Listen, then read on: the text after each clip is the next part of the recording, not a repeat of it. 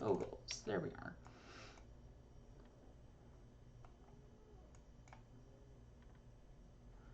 All right, and hopefully that shows up correctly. What's up, Space Ace Rat? How are we doing? I hope you are doing well. I'm going to be running some streams in just a second. We're going to be going over Ikoria first, kind of see how things work there, and then we're going to jump on in. So give me 1 second. I just want to make sure everything is working. Cardboard Live is showing up accurately. That's good. And then I need to pull up Ikoria. I should have had this ready to go ahead of time. But we will make it work.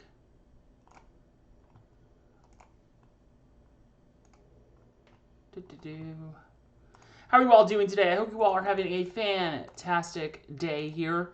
I know work has been, it's been a shift for a lot of people out there in all walks of life recently, and I'm hoping to do some different stuff here and get going. Well, anyhow, we do have our cards here for the set review, so let me pull up Streamlabs here, or Stream Elements, excuse me, OBS. And let's, oh, come on. I'm trying to set this all up. We get some looking at all at these nonsense. So, before we jump on into the leagues, now I want to say, first off, we're going to be playing a whole bunch of different decks before I go into this whole set review. We're going to be playing a bunch of different decks today. I actually started a league last night that I never finished.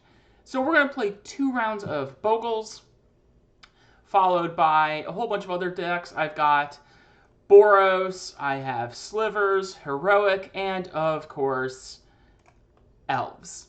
So now I will emphasize I have not updated these lists in a hot second, so some of them may be a little out of date. This is mostly, again, this has to do with the fact that a lot of what I'm doing currently is a readjustment of my own personal life, and I'm trying to kind of adapt to the fact that I'm streaming full-time and doing all kinds of other stuff. So bear with me. We'll get that sorted out as we continue to go on, because these streams are going to be regular. That's right, folks. We are going to be doing regular streams from now on. As of now, it's looking like I'm going to be doing streams every weekday from either starting at 6 or 7 p.m. Eastern Standard Time, and then going on for about 6 hours after that-ish. Tomorrow, I'm going to be streaming the Pauper Super Qualifier on Magic Online, and that one will obviously go a little longer than 6 hours. But that's what I'm going to be doing for these next couple of weeks, going forward, I should say. I may try and switch that to a daytime schedule, but for right now, we're starting on a nighttime schedule. So, lots and lots of content coming forward very soon here. I'm ready. I'm excited. But today, I want to go ahead and cover these all these sweet Ikoria cards. Now, I want to clarify first, I have not really looked these over too closely.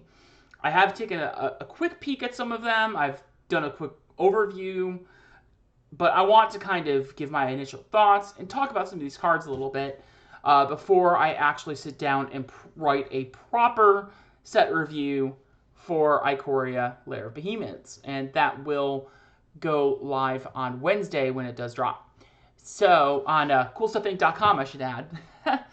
So, and again, I apologize to anyone watching this on YouTube that you may have, there's kind of like 6-7 minutes of dead time before the actual set review, but I have not actually properly downloaded or messed with any video editors yet. So, this will hopefully become more streamlined as I go along. So next time we have a next set release, which in this case should be Core Set 2021. Obviously, I think Jumpstart has a few cards coming with it later in the year, as does, they've talked about if there's any Pioneer remaster sets, if there's any downshifts, will those downshifts translate into Pauper? We don't know yet. So we'll have to see how this all works out, how it translates. But I will hopefully have more streamlined set reviews and videos and whatnot as we get that point. So for now, let's take a look at Ikoria Lair of Behemoths, shall we? So right off the bat, we got this little card here. We got Adaptive Shimmerer. This is 5 colorless mana, 5 generic mana, I guess I should say. Creature instant flash. Adaptive Shimmerer enters the battlefield with 3 +1/+1 counters on it, and it's a 0/0. Now, we've seen cards like this before. There was like Fairy Intruders or something like that. I can't remember what it was called. It's like from core sets, and it was usually 4 mana and a blue. And it would be a 3/3 flash flyer. But obviously this one doesn't have flying, but that is mitigated by the fact that it's all generic mana, so it's just a free colorless creature. Now, I will say that for the most part, you don't really want to play this card.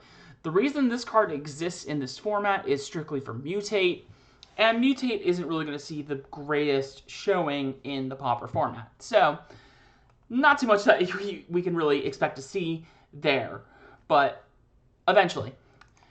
Alright, so next up is Adventurous Impulse. That's a reprint from Dominaria. It sees occasional play, but I think given some of the cards that we've seen over the last couple of years, it's not as good. Then we have Aegis Hurdle. This is a 0/5 for 1. It's not particularly special. We've had these kinds of blockers for days.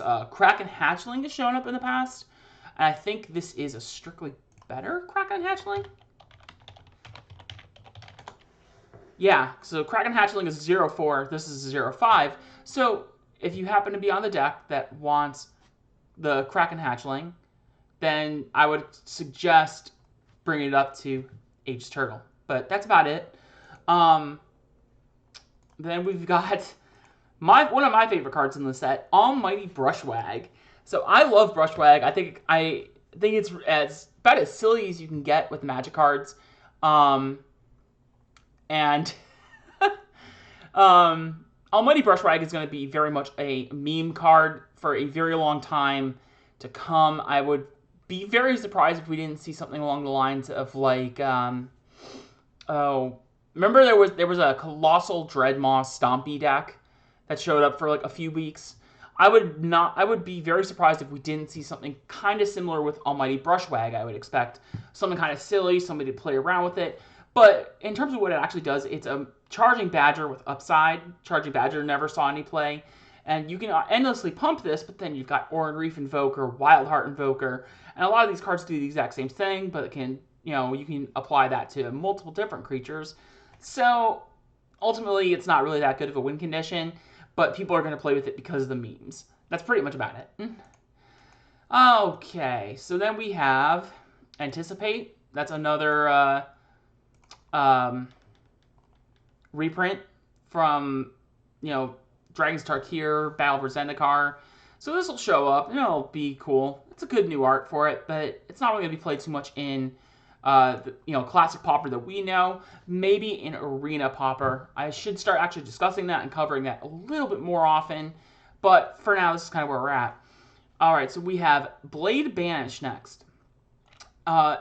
This is a 4 mana instant, exile target creature with 4 power or greater. I mean, don't we already have Reprisal? Yeah. And Reprisal is just strictly better.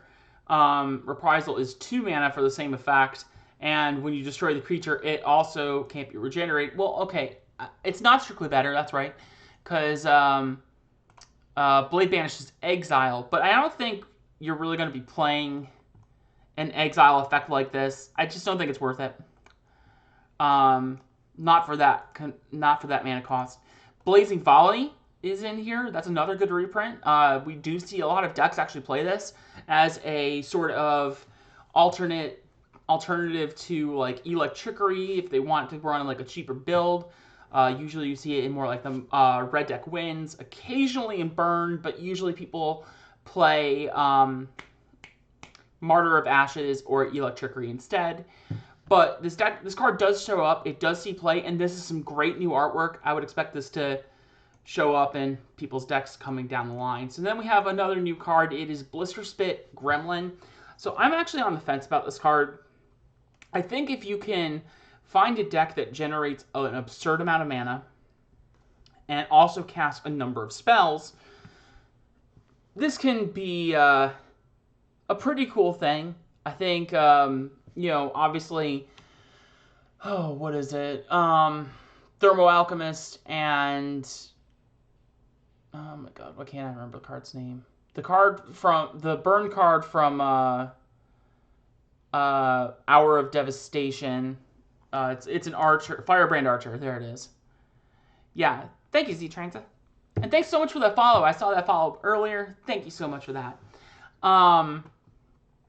So I think this card is kind of comparable. I don't think it's as good just because you have to actually spend mana. But the fact that it costs 1 mana to actually cast it makes it like a questionable option. And the fact that you can play it earlier, but it does have a heavier long-term mana investment. It is also a 1/1, so it's a lot easier to kill. So I don't think this is really going to see play, but it is an interesting card, interesting addition to those kind of non-creature spell decks. All right, let's keep it going. Blitz Leech. Blitz Leech is a 5 mana and a black creature leech, 5/2 flash. When Blitz Leech enters the battlefield, target creature an opponent controls gets -2/-2 until end of turn. Remove all counters from that creature. Huh.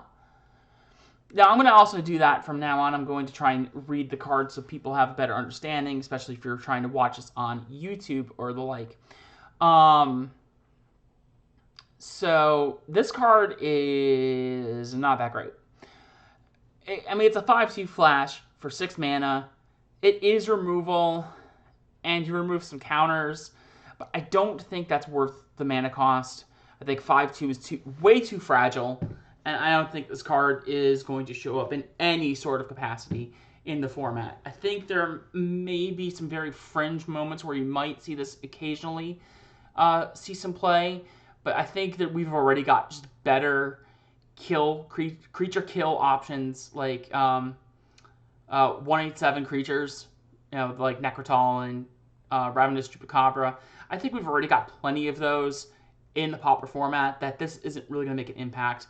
Not to mention our suite of kill spells itself, without the creature, of course, are just so good. Oh, House, thanks for the follow.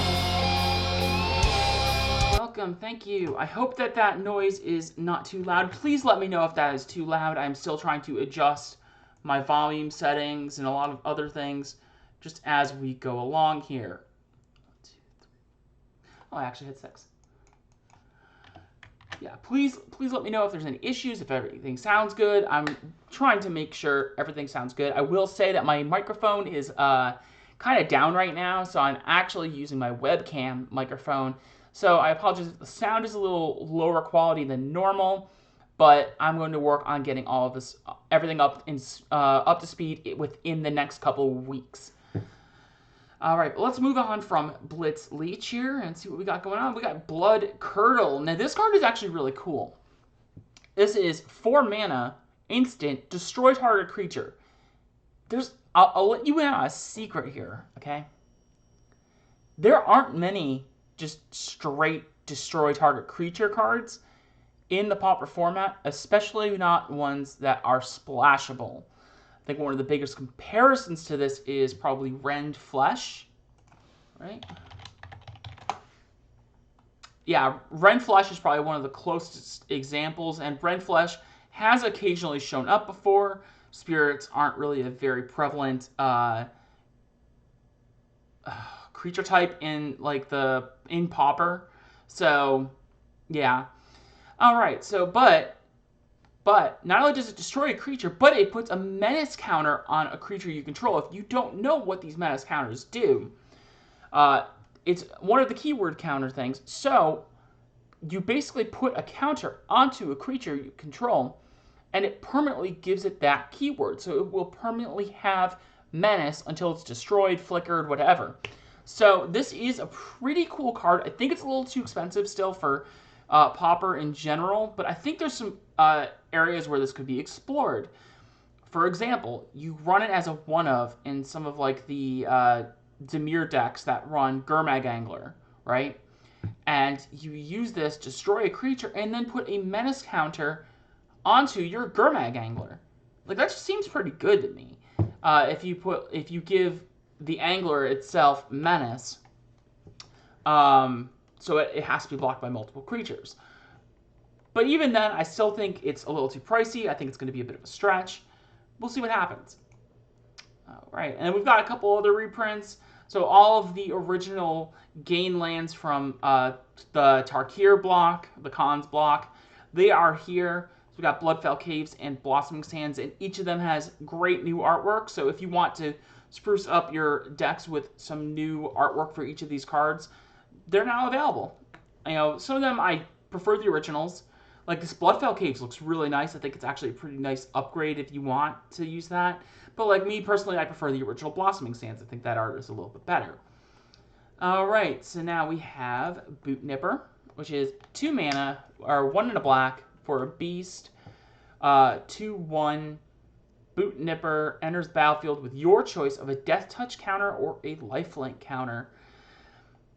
I don't think this is particularly great, but I know we've seen Child of Night occasionally show up in deck lists. Now that one also has the relevant creature type of being a vampire. Sometimes, occasionally, that is a thing.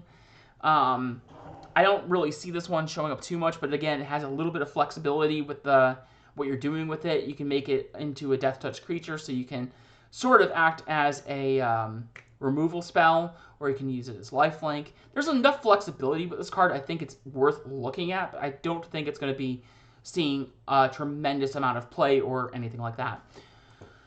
Okay, we have another reprint that is Bristling Boar, which is a 3 and a green boar creature. 4/3 can't be blocked by more than one creature.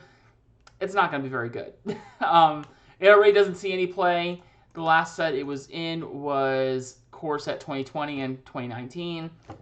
Never showed up really there, so I wouldn't expect it anywhere otherwise. Extremely niche placement of that is Advocate of the Beast and all of that. That's really cool. I like to see that. Yeah, that's pretty sweet. Ooh, that is actually very relevant. You can make the Bristling Boar unblockable with the Menace counter, but I still don't think that's really worth it. Maybe in, like, Standard Pauper, that's really cool, but not in, so, like, Arena Pauper. That's where it would be good in, is Arena Pauper, but again, for the most part, we're talking Magic Online Pauper, which is, like, basically Legacy or Vintage Pauper in a way. So, that's kind of where we would expect to see that. But we have Bushmeat Poacher is our next card showing up here. It is 3 and a black creature human soldier, 2/4, with the ability 1 generic mana, tap, sacrifice another creature. You gain life equal to that creature's toughness. Draw a card. We don't really have many effects like this card in this format, and I think this might help with the Aristocrats decks, just a little bit. Not too much, but they always have kind of wanted just a little bit extra, and I think this kind of helps give it that push, even if it's just a little bit.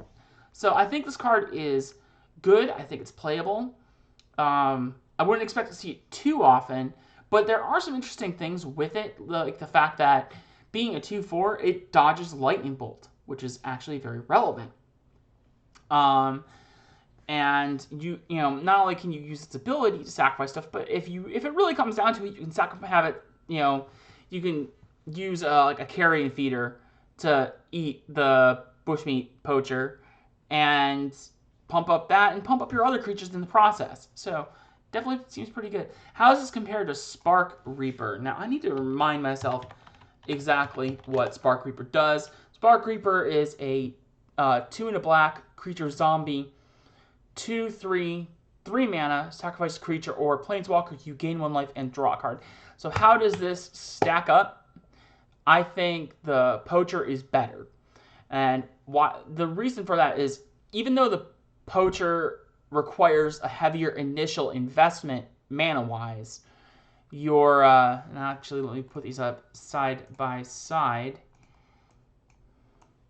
The reason I think the Poacher is probably a bit better is the fact that its ability costs only 1 mana as opposed to 3, so it's less mana intensive. You do have to tap the creature, so you have to tap the Poacher, but a lot of times in a lot of decks that would probably want Spark Reaper, so like the Aristocrats deck, you're not going to be activating that ability multiple times over. We talked about it a little bit when Spark Reaper came out for Pauper Elves, but that was from the context of Pauper Elves generates a lot of mana, and even then Spark Reaper hasn't shown up at all, so I wouldn't expect Spark Reaper to keep showing up, but Bushmeat Poacher is also very relevant in the fact that it also, you gain life equal to the creature's toughness, not just 1 life in general. So you can sacrifice a carrion feeder that's pumped up to like a 10/10, and you'll gain 10 life. So I think this card is relevant. I don't know how relevant it's going to be when push comes to shove, but we have seen this card, or like this deck before. Golgari Sacrifice is an actual thing, so I wouldn't be too surprised if we saw it pop up. All right, we have another one here. It's Capture Sphere. This is another reprint from Guild of Ravnica. It's 3 and a blue, enchantment aura, flash, enchant creature. When Capture Sphere enters the battlefield, tap enchanted creature. Enchanted creature doesn't untap during its controller's untap step. This doesn't show up already. It's not going to show up. I don't even think this shows up in Arena Pauper. So, pretty uneventful reprint. Pretty cool one here is Cathartic Reunion is showing up here. Cathartic Reunion, for those who don't know, is a 1 and a red sorcery. As an additional cost to cast the spell, discard 2 cards, and then draw 3 cards. I think this card is really interesting. Obviously, this card has shown up a tremendous amount in older formats such as Modern, Legacy, maybe Vintage, I don't know. I haven't paid too close of attention to this particular archetype, but it's been played in Dredge in a lot of Eternal formats to great success. This card is fantastic. And it has shown up occasionally in Pauper, mostly with decks like the Rakdos Reanimator deck. Hey there, T.S. Saliak. How we doing? Good to see you. So yeah, Cathartic Reunion has shown up plenty in all kinds of different formats, but what it hasn't shown up in yet is Arena Pauper. Arena actually does not currently, at least, have, what's it called? Kaladesh. Kaladesh was not part of Arena at all. So what that means is that we never got Cathartic Reunion for any of the formats on Arena, either Standard, Historic, eventually Pioneer when they finally do Pioneer Pauper, which is going to be really cool when that finally comes about. And I actually, when they finally get to that point, I'm really excited to try that out, because I think that will actually be a little more enticing to play than something like, just Standard. All right, so Cathartic Grunion, not really relevant for usual Pauper, apart from the decks that are already playing it, but it is a cool reprint to see all the same with fantastic new artwork, assuming, of course, that you don't want, the Chandra and Pia artwork. But we do have a new card, and this card is actually our first Mutate card. This card is Cavern Whisperer, which is 4 and a black for a creature nightmare, 4/4 with Mutate, 3 and a black. Mutate is, for those of you who don't know, is if you cast the spell for its Mutate cost, put it over or under target non-human creature you own. They mutate into the creature on top plus all abilities from under it. It has Menace, and then when this creature mutates, each opponent discards a card. Hey there, Sora. How are we doing? We're doing pretty good. We're doing a nice little set review for Ikoria. I'm talking about some of the new cards and all that. And then we're going to be playing some leagues. So what are my thoughts on this? Now, I want to emphasize Mutate is in a weird spot for, oh man, what am I saying here? it's in a weird spot for Pauper. And the reason for that is because you have to mutate onto a non-human.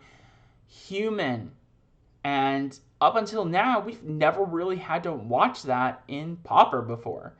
So there's some weird instances with this kind of mechanic that have, kind of come up. So, like, let me pull up a list here really fast. And I want to kind of compare this against a few, things that we have in the format. So the clear place where we would want to see something like this is probably something like Mono Black Control. Now, that's not to say that we would always want to see that effect in Mono Black Control, because obviously even casting it for 4 mana is still quite a bit. But let's say we looked at this stuff, okay, right? Kumbaj Witches, that's a human. Chittering Rats, not a human. Crypt Rats, not a human. Phyrexian Rager is a horror. I think that has an update on it too. No, it's just a horror. Okay. Thorn of the Black Rose is a human, and Grey Merchant Asphodel is a zombie. So you would actually be able to mutate a lot of these cards, but like Crypt Rats. Now, I gotta say, I would like to see Crypt Rats mutated onto. I think mutating a Crypt Rats sounds disgusting, because then you actually get to kind of turn it into a proper Pestilence where you don't like get one activation and it's dead. We've already seen this a little bit with Pauper before, where people would put like a Cartouche of Ambition onto it and allow you to ping for 1 at a time.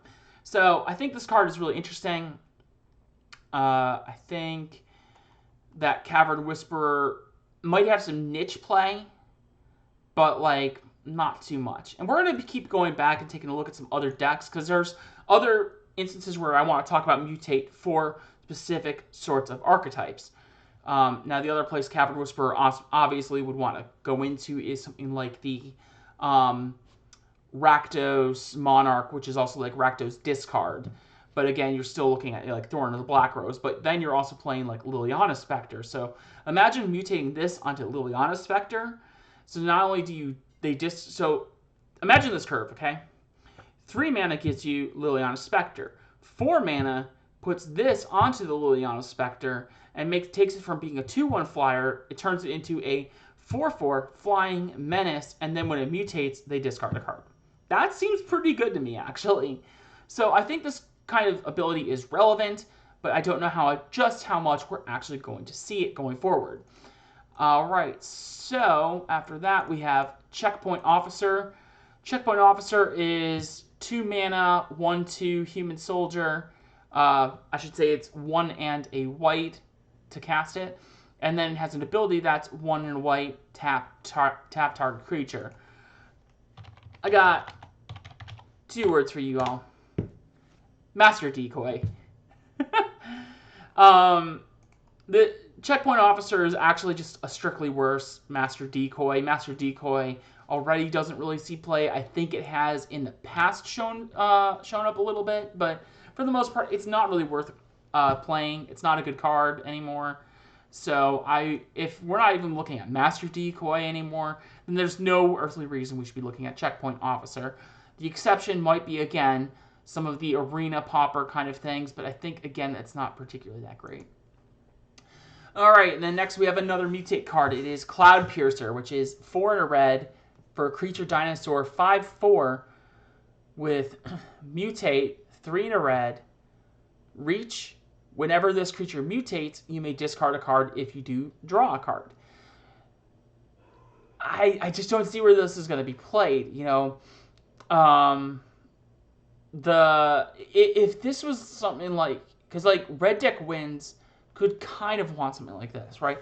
If you, let's say you mutate it, like let's say this card had, whenever this creature mutates, target creature cannot block this turn, then we'd be talking, then that card would actually be pretty good.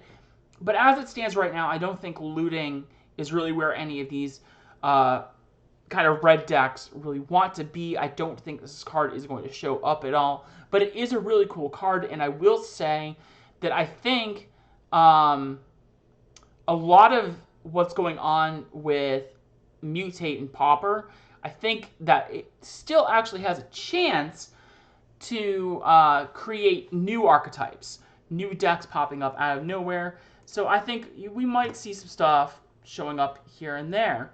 So we'll see how that all turns out. But I'm excited. Okay, let's keep it rolling and see what we got next. Next up is Convolute. Convolute is a reprint that's last shown up in the course of 2020. Eldritch Moon and Ravnica, City of Guilds. This card doesn't really show up at all. I think some fringe control decks, like obviously like Teachings or something, have occasionally run this card, but it's not a very exciting reprint all the same.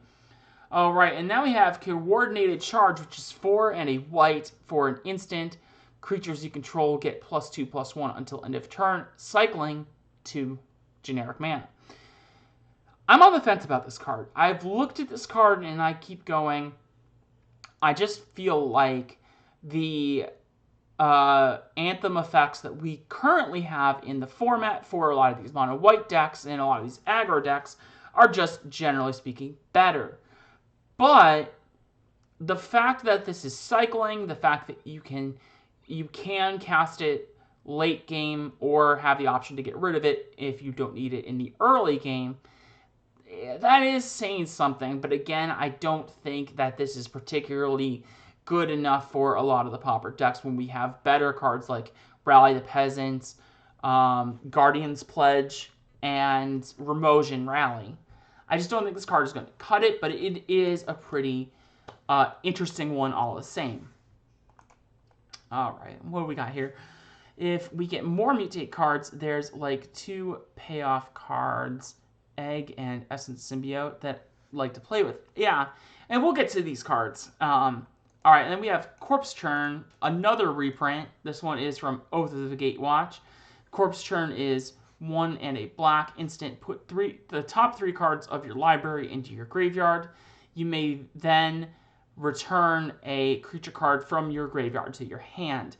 Again, I think this is one of those cards that has seen some Pauper play before.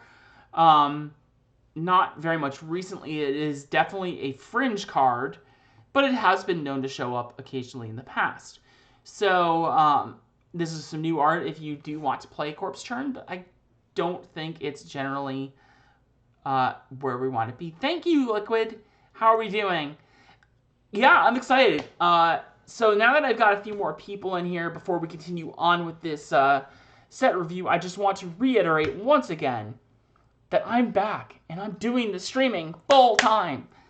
Yeah, that's right. We're doing full-time streaming. So I'm looking at roughly 30 hours a week minimum streaming, as well as then some additional time to some other stuff. Liquid, do I see a subscription there? I see that nice little subscribe badge all of a sudden. I'm not seeing any subscription in my activity feed, but I'm going to say that is a yes. So thank you so much for that. I've gotten now 2 subs. One of them was earlier before the stream. So thank you all to who are following. Thank you all for subscribing. And I very much appreciate you all so much. Thank you all. Just for even just hanging out here, being here. If you are just your first time, that's fine. We're here, we're talking to Pauper, we're checking things out. So let's keep that ball rolling. Crustacean? It's like crustacean, but crustacean? Oh my god. Alright, anyway, it is a 3 and a blue for a creature crab, flash 1 and 6. This is, oh my god, what was that crab from? Whatever that crab was from Innistrad, it was basically like the same exact thing. That was like a 3 or 4 mana, 1/6 crab, but this one has flash. I can't see a flash blocker like this being very relevant most of the time, but if you, especially when it costs 4 mana, I think just a lot of the decks that you would be wanting to play this kind of thing in are just better. Tron obviously just has a lot of other big butt creatures that are more relevant than this. yeah, I don't see this one being played. It's a cool card, though. I just don't think it's going to be played anywhere. All right, we have Dark Bargain, which is a reprint from Dominaria. And Dark Bargain is 3 in a black instant. Look at the top 3 cards of your library, put 2 of them into your hand, and the other in your graveyard. Dark Bargain deals 2 damage to you. Dark Bargain is not seeing any play in Pauper, but it is a really cool card. I think this card probably is more likely to see play in the likes of like Arena Pauper, but given like MTGO Legacy Pauper, I don't see this making anywhere near cuts, as we have not seen already. All right, and then we have Day Squad Marshal, which is 3 and a white creature human soldier, 3/3. When Day Squad Marshal enters the battlefield, create a 1/1 human soldier creature token. Now this card is cool, but I think we've already seen a lot of cards like this before. We've seen this in, oh my god, what was it? There was like a core set. No, there was even one in Ixalan. It was like a Paladin. I can't remember the name of these cards off the top of my head. I really wish I could. But, oh my god. This is going to kill me now. What the heck was that card? It should show up pretty quickly here. Yeah, this is it. Paladin of Bloodstained. Now, Paladin of the Bloodstained is a 3/2 instead of being a 3/3, but the creature it makes is a 1/1 with lifelink. I don't think this card is going to, the 3/3 that makes a 1/1 is going to be very much more played than that, which is already not played at all.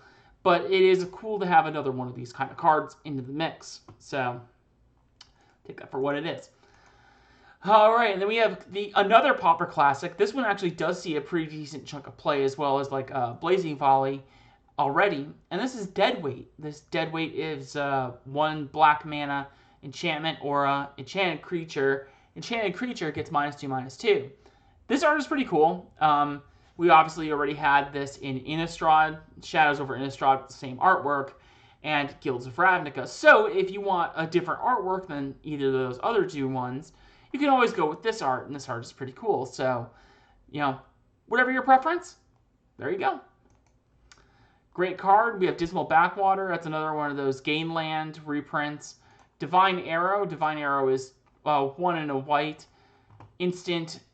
Deals 4 damage to target attacking or blocking creature. This card was in War of the Spark. I talked about this. This does seem like a pretty interesting card, but it has not shown up anywhere with any kind of play whatsoever at this point. So I wouldn't really expect it to see very much play, but it is a cool card. So who knows? May still show up yet. Somebody may realize, hey, this actually works well in one of these white decks or something like that. Who knows? We'll see. But now we have Drannit Healer, which is 1 in a white creature, human cleric, 2/2. Whenever you cycle another card, you gain 1 life, cycling 1 generic mana. This is really cool. Now, I don't know how much we're going to see this and how much of this is going to be played. It is still a 2/2 for 2. There's not really a lot of like big cycling decks that are really showing up in Pauper. But it is still a 2/2. It can be cycled away, and it gives you life if you just happen to be cycling cards. So if you're playing like Secluded Steps or what have you, cards like that, then this card could show up and be some amount of play. But I don't know that it's really going to make a huge impact on the format. But it is really cool new design space that could end up making a bit of an impact in the format down the line. All right, so what else we got here? But now we have the opposite of that, which is Drannit Stinger, which is 1 in a red, 2/2. Whenever you cycle another card, Drannit Stinger deals 1 damage to each opponent, cycling 1 generic mana. This one is a lot better, okay? Dealing damage as opposed to gaining life is actually a pretty big deal. Mono red decks already do some cycling. You know, I know, obviously... Oh, what is it? Why am I forgetting these cards? Forgotten Cave is obviously played in Burn. And there's got to be some other good cycling cards that I just can't think of that have an effect when you cycle a card. I think this might have a house somewhere. It might need some time to actually settle. People need to brew. But I think this card has the potential, and emphasis on potential, to be one of the good cards for the set. All right, and then we have Dreamtail Heron. This one's actually really good, in my opinion. So this card is Dreamtail Heron, 4 and a blue. Creature Elemental Bird, 3/4. Mutate, 3 and a blue.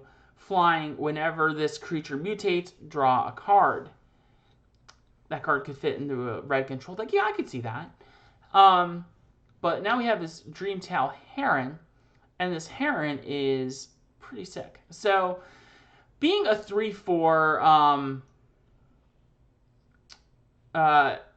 is pretty solid. I mean, for 5 mana, 3/4 flying, draw a card, or, well, you gotta mutate to draw a card, but, 5 mana, 3/4 flying, that's not really that exciting. But mutating, think about a lot of the cards that you could mutate this onto. Like, if you happen to be like a deck that's playing Mole Drifter and goes into a Fairies deck, let's even say you put this onto like an Augur of Bolas, or onto a, what is it? Gurmag Angler, or something like that. A Fairy, and the Fairy turns into a 3/4 that also draws you a card. I think the rate on this is a little off, but I think, again, this falls into the category of, depending on what kind of cards that you can find that you decide to, mutate with, it's really good. There's also the fact that, let's say you put this onto a Mole Drifter, okay? Let's say you put this onto a Mole Drifter. And this is relevant for all these mutate cards. So, if you put this onto, let's just say you put this onto a Mole Drifter, and then you wanted to go ahead and Ghostly Flicker to try and get some extra draw power out of the Mole Drifter.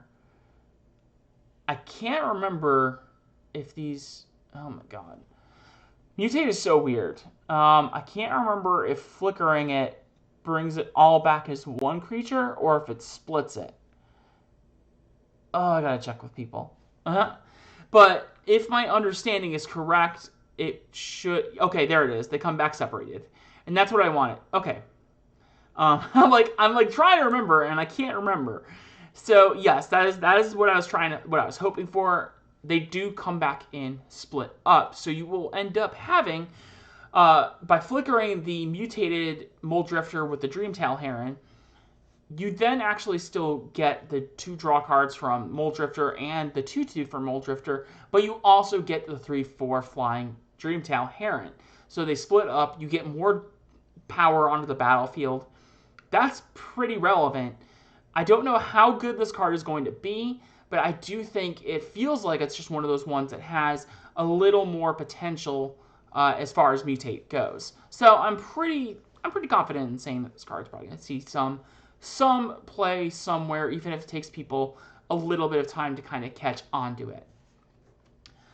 All right, so let's continue, keep going. We got Durable Coil Bug, which is a 1 and a black creature insect, 2/2, and you can pay 5 mana to return Durable Coil Bug from your graveyard to your hand. No. Just no. Sanitarium Skeleton doesn't see any play really as is, occasionally in some of the sacrifice decks, but even then, it's not really that good of a card. And even with that one being okay, the only reason is because the bringing it back cost is pretty cheap comparably. This one, instead of being 4 mana that it is to both return Sanitarium Skeleton from your graveyard to your hand, plus the 1 mana to actually replay it, this one costs 6. That's a pretty big ask. This one is more than 6. This is 7. So this one is not going to be played. It's a cool card. I like the design space, and I like that they're trying to do more with it, but I don't think it's going to be played at all. All right, let's keep going. Let's see what we got going on here. Essence Scatter with a sweet new Seb McKinnon artwork. If you're looking to spruce up your Essence Scatters in any of your Pauper decks, Essence Scatter is obviously 1 in a blue, instant, counter target, creature spell. So that's a sweet one. We love to see it. And then we have Essence Symbiote. Essence Symbiote is 1 in a green, 2/2 beast. Whenever a creature you control mutates, put a +1/+1 counter on that creature, and you gain 2 life. Again, this is one of those cards that is actually a really cool way to kind of try and get mutate going in the format. I still don't think that this is a particularly great card, especially since you need to be a little more dedicated into mutate itself, but I think it is a pretty interesting card all the same. So, yeah. And we got excellent new artwork for Evolving Wilds. Personally, it's not my favorite. I actually prefer Dragon's Tarkir, which is also in the Iconic Masters, and the F&M foil promo, which I currently have in my Showroom EDH deck. I don't have that in front of me here. I need to actually get that. Like, I've got a whole ton of Magic stuff. I've like set up my desk here in my new workspace, so I've got like my entire Magic collection right next to me, but I don't have my decks on hand. That's a little weird. I need to get on top of that. Maybe Mutate could add as extra pants for Bogles. I'm going to get to that, but yes, you are absolutely correct. I do think it is one thing I actually have forgotten to mention, that I think Mutate is very interesting for Bogles because all of your hexproof creatures are non-human, so it can be relevant for each of those kind of cards. And the fact that they're all 1/1s means that whatever creature you mutate onto it usually is going to get you an extra boost in terms of power. I don't know how relevant a lot of them are going to be. Like the 3/4 flyer seems a little much to me, but if we can find like some cheap ones, maybe.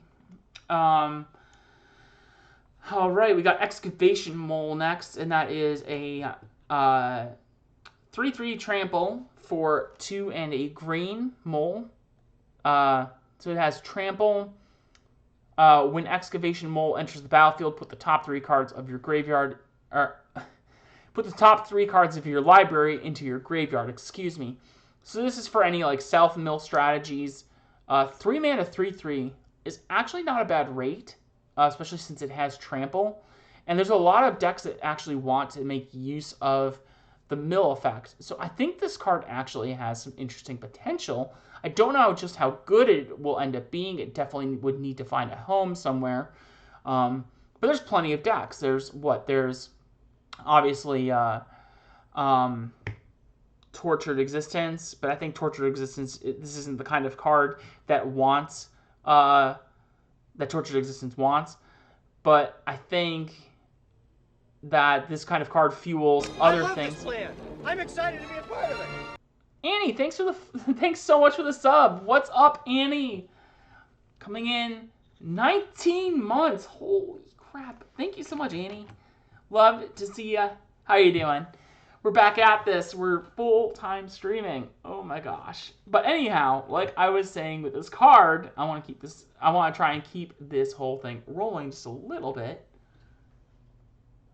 And, losing some lighting. That's weird. I didn't even hit it. Anyhow, I think Excavation Mole can show up with, delve cards. So, Hooting Mandrills, Sultai, Scavenger, Gurmag Angler, a lot of those kind of cards. I think Excavation Mole is a very interesting card. I think on rate, this card looks pretty good. I don't know if it is going to be worth it enough to actually play it, but I think that its abilities are relevant enough to give it some notice, give it some love. So we'll see how that one turns out, but I do think it's one of the better ones in the mix. All right, and then we have Facet Reader, which is 1 in a blue, human wizard, 1/2, with the ability 1 generic mana, tap it, draw a card, then discard a card. This is a Merfolk Looter with an actual cost on its ability, so This is a pretty easy pass to me because Merfolk Looter does the same thing, but it doesn't require an activation cost. So it just literally is just tap, draw a card, discard a card. I think that is a 1/1 as opposed to a 1/2. But for the most part, that's pretty irrelevant in terms of Pauper, because a 1/1 or a 1/2, they both die to Bolt. The 1/2 doesn't die to Electrickery or something like that, but again, that's not really going to be a thing most of the time for those kind of decks that are looking for that sort of ability. All right, and then we got Farfinder, which is 3 generic mana, creature Fox, 1/1 Vigilance. When Farfinder enters the battlefield, you may search your library for a basic land card, reveal it, and put it in your hand, then shuffle your library. This is the newest version of cards like Pilgrim's Eye and that one from Dominaria. I can't remember the name of it off the top of my head. I'm being like terrible with names today on a lot of these cards. But either way, this card, first off, it's not a Skittering Surveyor. There it is. Thank you so much for that, Sora. Farfinder is not an artifact, and that is relevant for a lot of these kind of cards, but it is still always great to see these 3 mana, 1/1, search your library for a land, put it in your hand kind of effects. So this might show up occasionally, obviously like more arena, Pauper kind of things. It could show up, who knows, but I don't think this is going to be a tremendous impact. I think this is more for kind of things like EDH. So obviously like Pauper EDH, if you feel like playing that, this could be relevant there. But otherwise, I wouldn't really expect it to show up very much at all. All right. Ferocious Tigerilla. I have not seen this card. This is pretty... What? All right, so Ferocious Tigerilla is a 3 mana and a red creature cat ape. For a 4/3 that when it enters the battlefield, it comes in with your choice of a trample counter or a menace counter. This card is cool. I don't think it's good enough for Pauper, but boy howdy is that just such a cool Magic card. I'm like honestly kind of just blown away by that artwork that I can't put some proper thought to this. But my initial thought is you're almost basically just getting a slightly better like Hill Giant kind of thing. A 4/3 Trampler for 4 mana doesn't seem very exciting to me. You can give it Menace, but again, that doesn't really sound very exciting. So like my initial like look at this card just kind of blew me away. But as it stands, I don't think this card is particularly good, and don't expect to see it played very much. But it is a really cool card.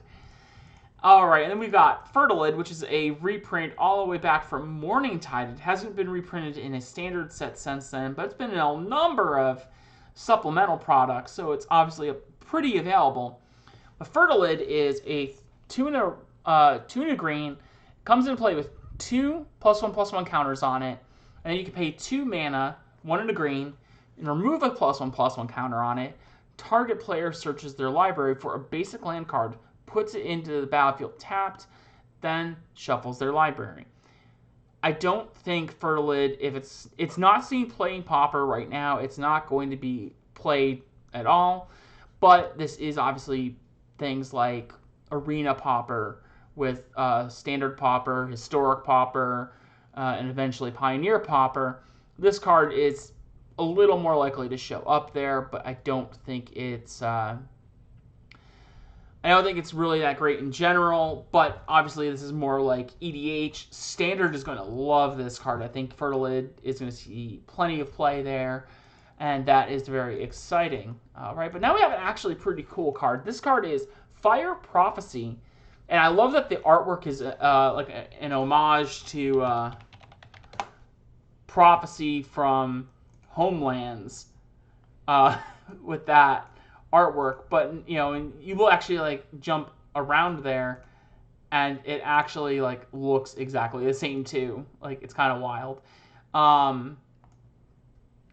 One's Christopher Rush, and this one is Kieran Yanner. But this is Fire Prophecy is 1 and a red instant. Fire Prophecy deals 3 damage to target creature. You may put a card from your hand on the bottom of your library. If you do, draw a card. This is like a potential card. I don't know how much this is going to show up compared to things like Flame Slash, which is a 1 mana, 4 damage target creature, sorcery speed. But the fact that it also kind of gives you an opportunity to, rummage as well as deal 3 damage actually seems pretty good to me. I don't know how much this is actually going to be relevant, if it's going to really end up actually seeing serious play, but it has the potential. That's kind of the key here. What's up, Stefan Galaxy? How we doing, good old friendo? How are you doing? Good to see you. So we are talking about some Pauper cards from the new set, Ikoria Lair of Behemoths, and I'm pretty excited for this set, so yeah. Talking about all them Pauper stuff. So, alright, but we gotta keep it going. So we've got Flycatcher Giraffe, which is a 4 and a green for a creature antelope lizard. I just love the artwork on this set.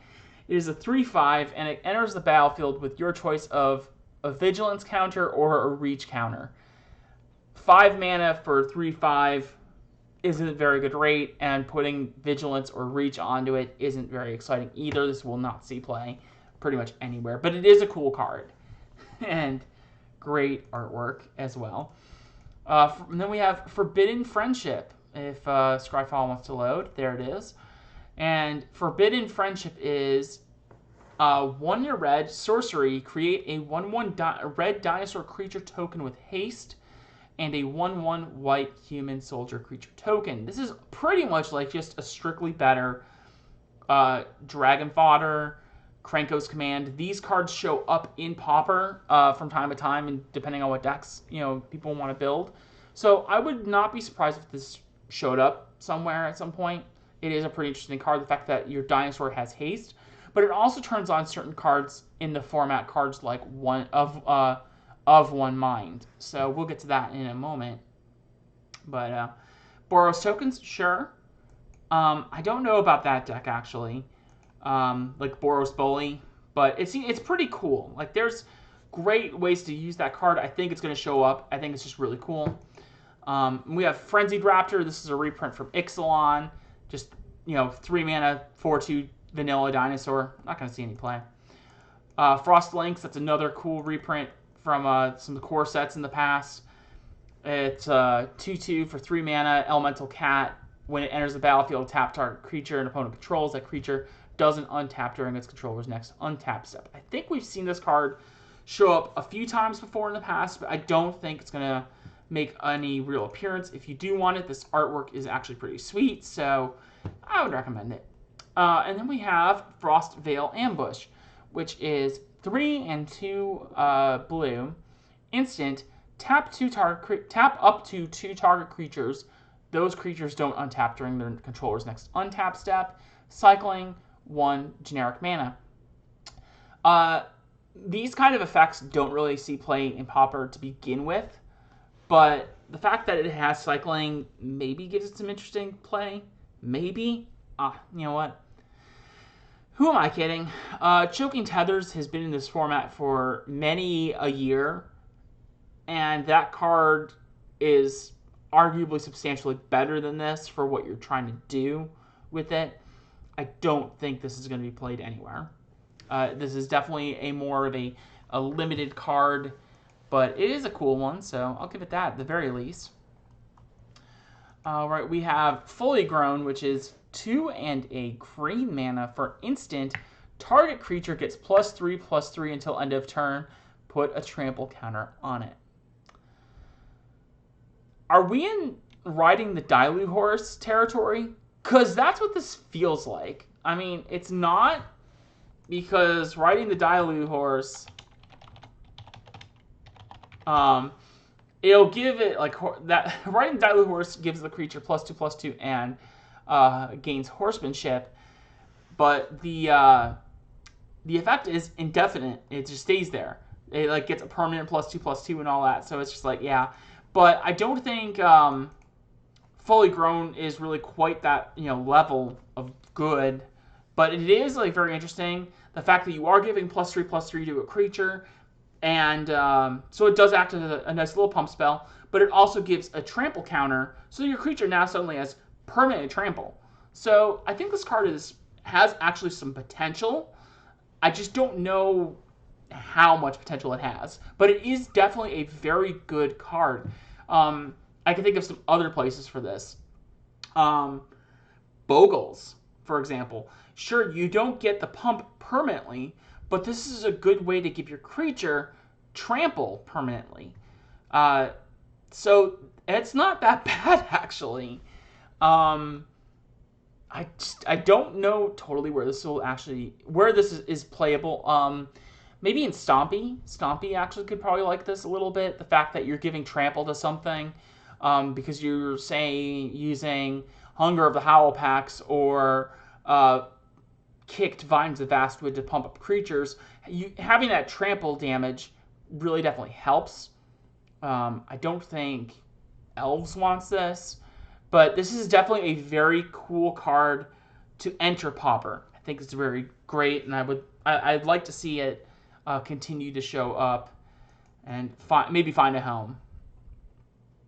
All right, then we've got Garrison Cat, which is 1 mana, or 1 white mana for a creature cat, 1/1. When Garrison Cat dies, create a 1/1 white human soldier creature token. I mean, this is just basically just a worse Doom Traveler. Doom Traveler already doesn't really see very much play. I would rather have a Doom Traveler. So this card, don't expect to see it played. Maybe in like some White Weenie Arena Pauper decks, but not really in the MTGO Legacy-ish ones. So then we have a Glimmer Bell. Glimmer Bell is 1 and a blue elemental jellyfish, 1/3 flying, 1 and a blue untap Glimmer Bell. This sure sounds like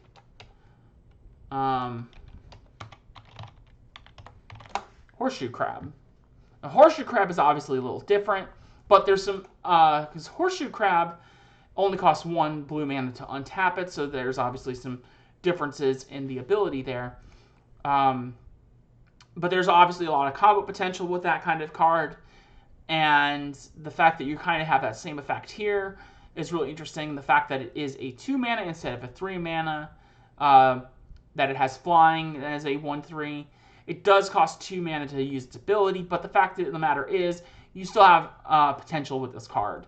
I don't think it's really going to see play, especially since Horseshoe Crab isn't particularly doing anything in the format right now, but I think it's a really cool option to have available to you. All right, and we have another vanilla card. This is a new one, though. It's 2 in the black, 1/5, Nightmare Pangolin. That's literally Gloom Pangolin is the card name. It's a 1/5 vanilla for 3 mana. It's limited fodder, and that's it. Don't play this card. But it is a Nightmare Pangolin, so yeah, that's really cool. All right, we have Go for Blood now. This card is actually really cool. So this is, Go for Blood is 1 and a red sorcery. Target creature you control fights target creature you don't control, and then has cycling 1 generic mana. Now, red doesn't really have a lot of high power cards. We know this. But the fact of the matter is, you can use it to kill a creature, and if you don't need the creature to fight at all, like if you don't, like, let's say you wanted to put this in something like Affinity, right?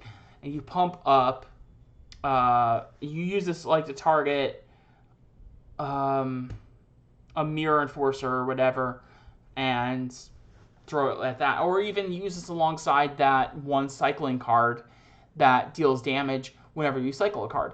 It has cycling 1. Okay, we don't really see cycling 1 ever. We haven't seen it prior to Ikoria Lair of Behemoths, except with colored mana. So Like Forgotten Cave, it was 1 red mana to cycle it, but this is 1 generic mana. You can use this in just about anywhere and anything. I think where I'm thinking it now, Affinity might find a place for this in certain builds. Affinity already plays with a lot of different cards out there. So I could see this card showing up. I don't know how good it's going to be, though. So that's kind of where we're at with things when it comes to this card in particular. But I think this card has a lot of potential to it. And the fact that you can just cycle it away if you don't need to actually try and fight something and have it act as removal, that's really good. So let's see what we got going on next.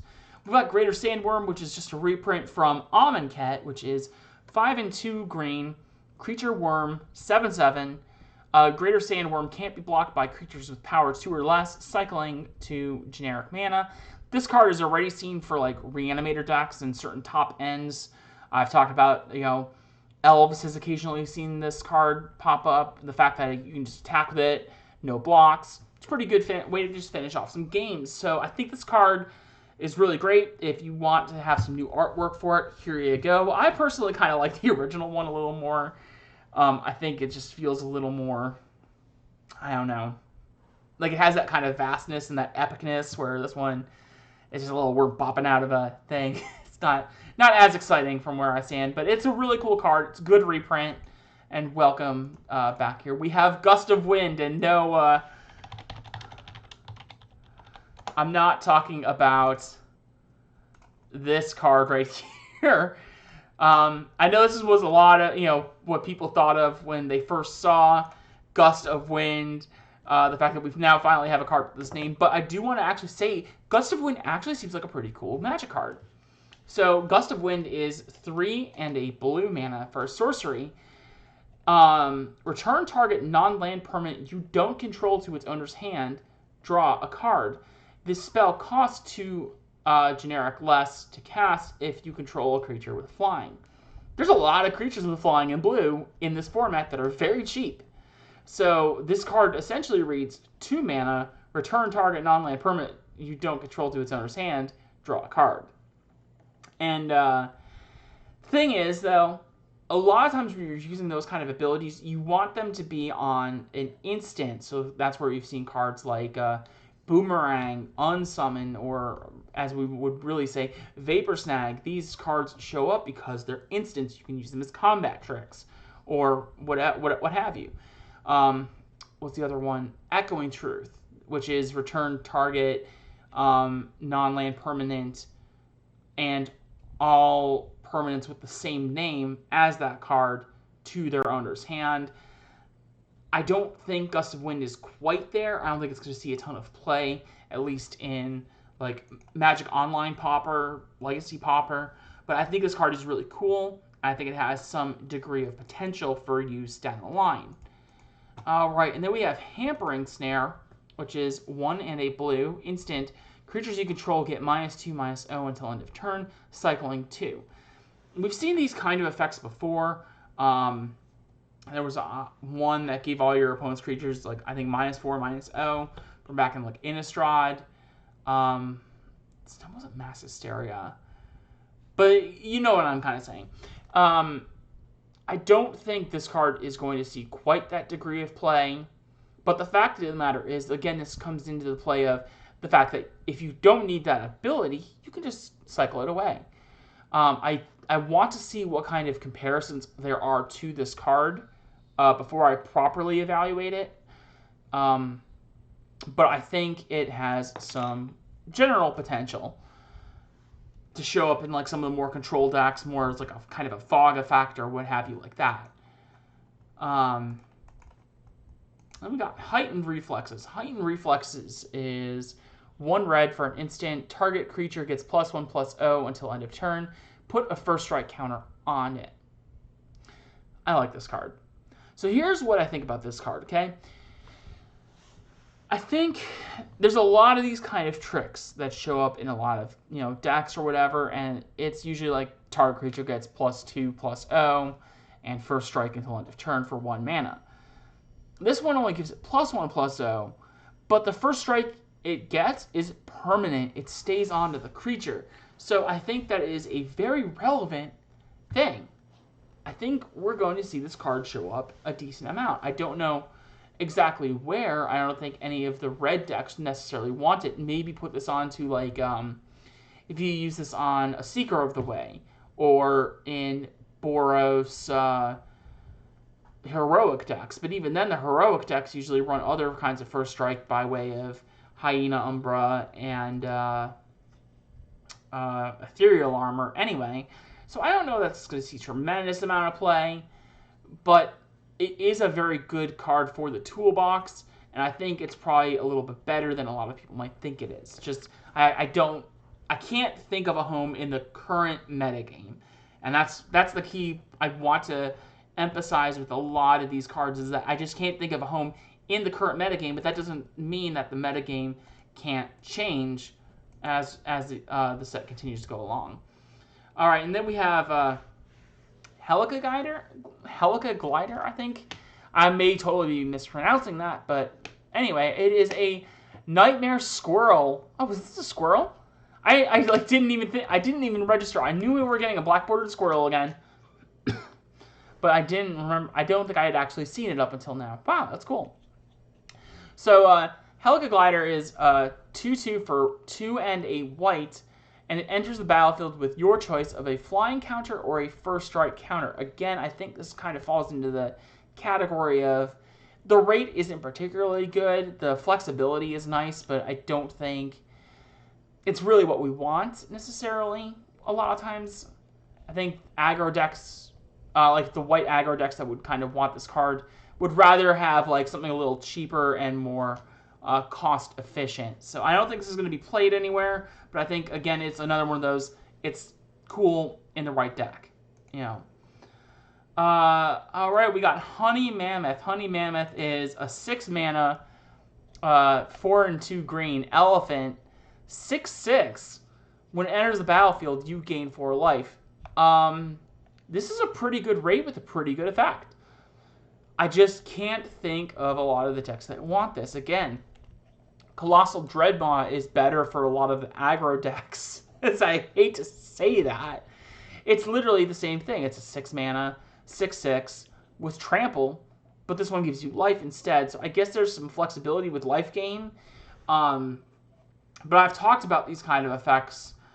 Like there was the 3/5 giant in white for like 5 mana that also gained you a bunch of life when it came into play from War of the Spark. And I'm like, hey, this could be used in like some flicker decks if they really want like a big creature that they can flicker and gain some life, as opposed to like the 2/1 of Lone Missionary. But I don't think this is going to be very much played. It is a really cool card though. So again, it's another one for the toolboxes essentially. All right, we got Humble Naturalist, which is 1 and a green creature, human druid. Tap, add 1 mana of any color. Spend this mana only to cast a creature spell, and it is a 1/3. So this card is interesting. My very first initial thought is that we already have a lot of ways to just generate mana in a lot of different decks that this card is kind of irrelevant. But the fact of the matter is, I keep missing the fact that it makes a mana of any color. Okay, we don't really see that very often in Pauper. In fact, usually that kind of ability is actually reserved to, like, rare. So, this is actually interesting. I think this could add to some other kind of ramp decks that aren't necessarily just mono green. I don't know how much we would expect to see that, but it is really cool. The artwork is beautiful. I had Vorthos Mike Linneman was kind of talking about this on Twitter and showing a more close-up artwork for this. And it's like, if you just look, there's like this little lizard thing right here, the parrot pine, this little, man, I can't think of like any of these. It's like a peacock cat. That looks great. And there's a little armadillo thing. And it's just like got the biggest, smile on its face. It's such a nice artwork. But I think this is an interesting design space for Pauper. And I wouldn't be surprised if we saw this kind of card actually see some amount of play somewhere. in a multicolor creature ramp deck. But until we actually see something like that kind of show up, I don't know that it has a home. But then we have Imposing Phantosaur, which is 5 and a white for a creature dinosaur. Vigilance, cycling 1, and it's a 3/6. This is not a very exciting card. 6 mana for a 3/6 Vigilance doesn't really excite me in any shape or form, even with cycling 1. However, if we use this as kind of like a cycling effect, then that is pretty exciting. One thing I should also mention for some of the larger cycling creatures that we might see in this is that they can be used in some of the Reanimator style decks that we've seen with like Exhume before. We had the Dimir deck that would get back Striped Riverwinder and Gurmag Angler, and the reason it would be played is because you would cycle the Striped Riverwinder for 1 blue mana.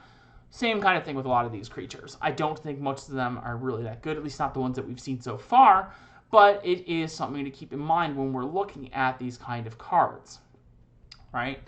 So we have Jungle Hollow, which is another one of these things from another sweet little reprint.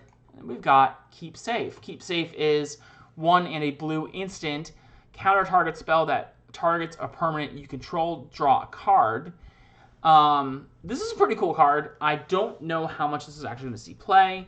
I've seen some discussion on it in the past about how relevant it actually seems for a lot of decks and a lot of cards. And I agree. I don't know that I could find think of a good home for this, essentially. But I think it is a really cool thing to have in your toolbox. The fact that it is 2 mana counter a spell. It's basically like 2 mana counter or removal, and you draw a card. If you play this with Familiars, for example, it allows you to kind of keep your creatures around, and because of how Familiars acts, you can do it for 1 mana. So it's 1 mana. There is Confound. So what is Confound? Confound is 2 mana, counter target creature spell that targets 1 or more counters, draw a card. Yikes. So the thing about Keep Safe is is target permanent, which can be a little relevant.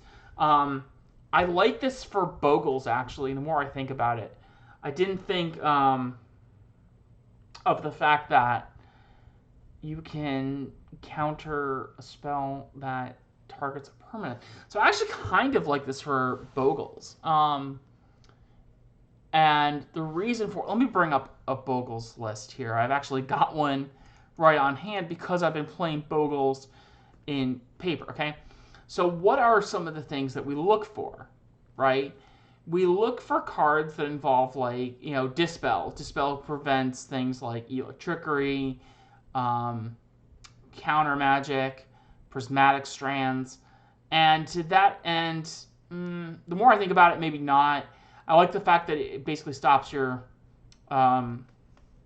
permanents from being destroyed, but I guess Dispel just kind of does that already. Yeah, I can't see that. But I do want to talk about Bogles to that degree a little bit on a similar note. I think Prohibit needs to be played a lot more than it is. I was already playing this deck, so I didn't get any swap outs for Prohibit, but I think Prohibit needs to be played in Bogles. I think there's a lot more cards. Like when Dispel was being played actively, it was because there was a lot of things you would try and stop a lot of things. But now it's like your opponents are playing Quarkland Shaman a lot more. Dispel doesn't touch them. Oh god, what were some of the other cards? There was like 3 cards that I was thinking of. Quarkland Shaman was one of them. Aura Fracture was another one. The fact that you can like get rid of it like that. You can stop. It's another answer to Standard Bearer. There was like one other card, Circle Protection. I had an opponent use Circle Protection green on me, and I wasn't expecting it. And it's just like, oh hey, this seems like it's very relevant. I think that Prohibit could see a lot more play and should be seeing a lot more play than it actively is. So Let me pull back up these cards here. But going back to Keep Safe, I don't know that Keep Safe is actually going to be played very much, but it does stand to have some actual potential uses in the format. So I guess it remains to be seen. I don't know how good it's actually going to be. But the more I think about it, the more I think it's not really as playable as it looks at first glance. But it is a very cool card. Now, oh, here we go. Lava Serpent. So this is the kind of thing I'm talking about with big cycle creatures. Lava Serpent is a 5 generic and a red for an Elemental Serpent, 5/5 haste cycle for 2 mana. A 6/6/5, or a 5/5 for 6 mana that also has haste isn't the worst value if you like go into a late game and you're drawing like crazy. But where it is playable is with that cycling. The fact that you can cycle it away for 2 mana, dump it in your graveyard, bring it back, and it's a 5/5 with haste. Huh, that seems pretty good. Crimson, yes, I will be playing Elves in a little bit. First, I'm going to be playing some Bogles after I finish this Ikoria First Impression set review. And I actually have not seen this card before, for example. So a lot of these cards I've seen for the first time, and I'm kind of just giving a very rough first impression review before I go ahead and put together and write up my one that's going to be on CoolStuffInc.com on Wednesday at 11 o'clock a.m. EST. After that, we're going to play some Bogles just because I have a league currently going. And after that, yes, I will be playing some Elves and one of some other decks. Maybe I'll play Heroic. I have not played Heroic yet, so maybe I'll play that. But we'll see what happens as we get to that point. But the long and short of it is I think Lava Serpent actually stands to see some play, especially with those like Rakdos Reanimator style decks. So I think this card is good, and I think it will show up. Speaking of cards that I think are going to see some play, Light of Hope. Wow, this is a Magic card. This card is great on a whole lot of levels. I've got like this hair. That's just bugging the hell out of me. Light of Hope is 1 white mana, instant, choose 1, you gain 4 life, or destroy target enchantment, or put a +1/+1 counter on target creature. This card is ridiculous. Now, don't get me wrong, this is a sideboard card, but there are a lot of places that this just puts in work. Destroy target enchantment deals with so many, like this is like what I was talking about with Bogles. I'm running Ray of Revelation. I would snap play this so much. The fact that like if my opponent is running like a circle protection, I can blow it up. Or I can blow up an opponent's enchantments.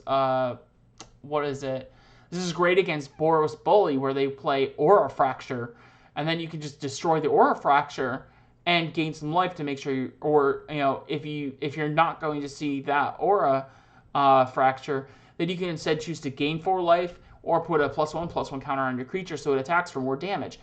This card is great for Heroic, and obviously kind of card decks like Boros. Like this card just does a lot for just 1 mana. This card is ridiculous, and this will absolutely see play in Pauper. I can't wait to get blown out by this, because this just does a lot right here for what this card is. Like I honestly can't believe that they actually produced a card like this at Common these days, because this is kind of card I would expect to see like at Uncommon. So very welcome addition to Pauper on this one right here. So let's see what we got next. We got Lurking Deadeye. Lurking Deadeye is 3 and a black, creature human assassin, flash. When Lurking Deadeye enters the battlefield, destroy target creature that was dealt damage this turn, and it's a 4/2. Now we've seen a lot of cards like this. There was like the one in Ixalan that also saw a reprint that was like a 2/2 for 4 mana. This one has flash though. I don't know. It seems interesting. It seems close, but I just don't see it being good enough. The fact that it's also only got 2 toughness means it kind of dies very easily, both to removal and just blockings. Combos with witches. Ooh, that's an interesting point. combos with Kumbaj Witches, but again, I just don't think that it's particularly worth it. You know, I don't think the power, I don't think the toughness is very good on it. I think the mana cost is really high. Yeah, I just think there's, you know, if you're playing Kumbaj Witches, you're playing so many other removal spells that are just infinitely better than Lurking Deadeye. I just don't think it's worth it. But it is an interesting card. I just don't think it's going to be played in like the classic Legacy Pauper kind of thing. All right, and then we have main Serval, which is 1 and a white, creature cat, vigilance, 1/4. It's a 1/4 for with vigilance. Next, we're going to go on to the next one. The card is not very good, but this one is. This one is pretty interesting card. This is Memory Leak. This is 2 and a black, sorcery. Target opponent reveals their hand. You choose a non-land card from that player's graveyard or hand and exile it, cycling 1. This card will see play. So let's talk about this one. Now, 3 mana to make them exile a non-land card doesn't seem that exciting, right? 1 mana, it's like 1 mana duress makes them discard it. 2 mana is Castigate, but this is 3 mana. But not only does this card hit a card from the hand, but it can hit a card from the graveyard as well. So there's just a lot going on here for 3 mana. And if you're late enough into the game where this is not really relevant, or you're at a place where you can't actively use this card, you can cycle it for 1 mana. This card is great. It does a lot. It basically reads, choose 1, exile a card from your opponent's hand, exile a card from their graveyard, or draw a card. It's great. So I think this card is fantastic, and I think it's going to be played. Now, we finally have another Mutate card. And again, there's not very many of these Mutate cards in Ikoria at common, so we're not going to have that much for Pauper. Now, I don't think that, I'll be honest here too, I don't think we're going to really see Mutate continuing to go forwards, because it's turning out to be kind of problematic, and I think it's going to be, turn up to be kind of higher up on the storm scale, and I don't think we're going to see it really come back very much in the future, aside from like supplemental sets. But Migratory Greathorn is a 3 generic and a green for a 3/4 creature beast with Mutate, 2 generic and a green. And whenever this creature mutates, search your library for a basic land card, put it onto the battlefield tapped, then search your library. I want to talk about this card. So, this is where we start to go back into other decks, and I want to poke at 2 decks specifically. Actually, I'll talk about 3 actually. But I'm going to talk about, first, Stompy. Okay? Now, you can put this creature, you can't put it onto a human, but let's take a look at what Stompy has in terms of its creature base, okay? Nettle Sentinel, Elf Warrior. Kieran Ranger, Elf. Skarga Pit Skulk, that's a human. I really wish that wasn't a human, because it'd be really good here. Burning Tree Emissary, that's a human. But those are the only 2 humans in the deck, because then you've got Nest Invader. You have River Boa, Silhana Ledgewalker, Vault Scourge. And turning any of those creatures into a base power and toughness 3/4 with all of their other abilities. So you can basically, Vault Scourge turns from a 1 mana 1/1 flying lifelink into a 3/4 lifelink flying. And when it mutates, you get a land out of your deck. So you thin your deck out a little bit.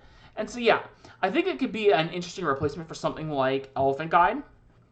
I don't think it's quite there, but it is a very powerful effect. So it's worth playing. Elves kind of stands in that same kind of thing, where it gives you another alternative to something like Sylvan Ranger. The fact that every single creature in this deck, you can mutate onto it. So you turn, like, let's say your Essence Warden goes from being a 1/1 to a 3/4 that also goes and gets you your 1 single island out of your deck. That seems pretty good to me, actually. The fact that you can put it onto an Elvish Vanguard, and it gets a 3/4 a base, plus all the 1/1 counters onto it.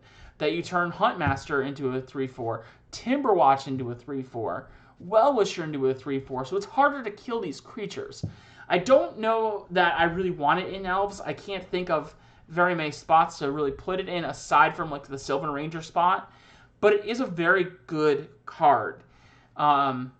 Worth playing for this kind of deck. And again, this is another one of those options that we talk about for Bogles, which again, this goes back to 1, 2, 3. All of your Bogles are non-human. A lot of these decks have tried running a One of Plains throughout the years, and that One of Plains makes yeah, that's true. They do stop being elves, and that is a little bit of a downside. But I think that that's generally irrelevant for a lot of the abilities, unless they're literally the only creature on the battlefield. But in Bogles, you basically turn your creature into a 3/4, and you go and get your planes out of your library, and you put it like right onto the battlefield. So this card seems pretty good, actually. I think this one has a pretty good shot at being played. So, yeah, I just don't know where. I don't know how much it would see play, but I think this is one of those cards that I would expect to actually see some amount of play. And on top of that, like let's say for Stompy, right? If you don't want to play this as a the mutate cost, you can still cast it as a 4-mana 3/4. The other thing too that's worth mentioning with all of these mutate cards, and when I write my set review, I'm going to talk about mutate specifically, point out some of the flaws and whatnot. You know what this also goes on to? This also can go on to Slivers, for example. So there's like just a lot of little homes where this can kind of fit into. But the fact of the matter is, I think this one, the other thing with this mutate that I'm trying to mention too, if you try to mutate this onto a creature, like let's say I put this onto a Llanowar Elves, okay? And my opponent goes and bolts the Llanowar Elves. Well, you know what happens? Migratory Greathorn still enters the battlefield. You do not get the mutate trigger, because you didn't actually mutate a creature, even though you paid the mutate cost. But you get basically a 3/4 for 3 mana. So you still end up with a creature. Basically, you kind of like treat it as bestow. But that's all I got to say for this card. This card is great. I did think it's going to see some play. Just a matter of kind of how much we're going to see it.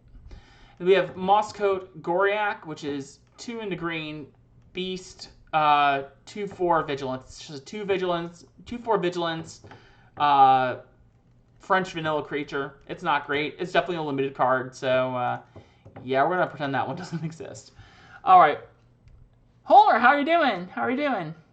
Good to see you all. Thank you again, everybody, so much for coming in and hanging out. I am doing full-time streaming. That means I'm going to be streaming every night for the foreseeable future. So, yeah, we're going to make be some good times and some fun. Right now, we're just doing the Ikoria Lair of Behemoths set review. This is a very first impression set review, and I will be posting a replay of this to YouTube later tonight. So let's keep it moving now. We have the card Mutual Destruction, which is 1 black for a sorcery. This spell has flash as long as you control a permanent with flash. As an additional cost to cast the spell, sacrifice a creature, destroy target creature. This is Bone Splinters. Bone Splinters is exactly the same card, but this is basically just a strictly better Bone Splinters. The fact that you can cast it if you control, you can cast it at instant speed if you control a card with flash. But the thing I'm thinking of is that there's not very many creatures in Pauper that are worth playing that have the flash ability. So I don't see this one really being played. It is a pretty cool card, but I don't think we're going to see it anytime in the near future. Alright, so let's keep it going. Mysterious Egg is a 1-mana 0/2. When this creature mutates, put a +1/+1 counter onto it. Again, we're not seeing very many mutate cards really going to make an appearance in Pauper, but I do like the fact that you can go like the 3/4 for 4 mana and mutate it on for 3 mana, so you can basically turn this into a 4/5 for 4 mana across 2 turns and 2 cards that also ramps you a mana. Like, there's potential for this, but I just don't see it. I don't think it's going to be played. It just dies to so many different kinds of removal. I just, no. Excuse me, I'm getting a little bit of hiccups going on here. Alright, so we got Night Squad Commando, which is 2 in a black, 2/3. I can't talk. It's 2 in a black for a 2/3. Creature human soldier. When Night Squad Commando enters the battlefield, if you attack to this turn, create a 1/1 white human soldier creature token. I just don't think this one is very good. There's not really very much by way of black aggressive decks, really. So I don't see a home for this. It's a little bit better than the 3/3 for 4 mana that makes a 1/1 because it costs 1 less. But the fact that you have to attack means this needs to be in an aggro-ish deck, and I just don't see that for Pauper. Again, maybe some of the arena Pauper formats, but this doesn't really feel very great to me. Then we got to talk about Of One Mind. I kind of lost my mind when I saw this card. This card seems very, very strong. So, Of One Mind is 2 and a blue sorcery. Draw 2 cards, but this spell costs 2 generic less to cast if you control a human creature and a non-human creature. This is very easy to achieve in decks like Delver and Familiars. So in Delver, your Delver of Secrets and Ninja of the Deep Hours are humans. Now, there's this weird thought process for a lot of players because nobody really pays attention to this very closely. There's a lot of people out there who think that Delver of Secrets, I'm going to duplicate this and search it here so I can show you. There's a lot of people who think Delver of Secrets is a human only on the front side. Well, about that. It's a human on the back side as well. Right here. Check that out. It's a human insect. So, no matter what, if you have a Delver of Secrets, flipped or not flipped, as well as the potential for a Ninja of the Deep Hours, then it's really easy to get a human online in those kind of decks. And then you also have, obviously, your fairies and Augur of Bolas. That just, easy. And obviously in Familiars, you're running cards like not only the Mole Drifters and the, oh my god, what is the other one? Sunscape Familiar. But you're running Godfaros Faithful and Seagate Oracle, both of which are humans. If you run Archaeomancer, that's a human also. Mnemonic Wall is a non-human. So you're just human and non-human ratio is very good for those decks. This card is great because it basically reads 1 mana draw a card in a lot of these situations. And there's a lot of people who are like, well, Divination's not that good. Well, you know what? A lot of people cast Mole Drifter as Divination, where they cast it for 3 mana draw 2 cards. So I think I wouldn't expect to see this ever as like a 4 of, but I think as a 1 or a 2 of, we'll definitely see this card show up in the future for Pauper at some point down the line. So I'm very excited to see this card. Not only do I think it's going to be played in Pauper, but I also think we're going to see it in like Modern, in Pioneer, where you have access to cards like Monastery Mentor and Young Pyromancer. Both of those creatures, not only are they humans, but the tokens they make from casting spells are non-human. That's right, Monastery Mentor makes non-human creatures, technically, because they are just monk, is their creature type. So, this card seems pretty good to me.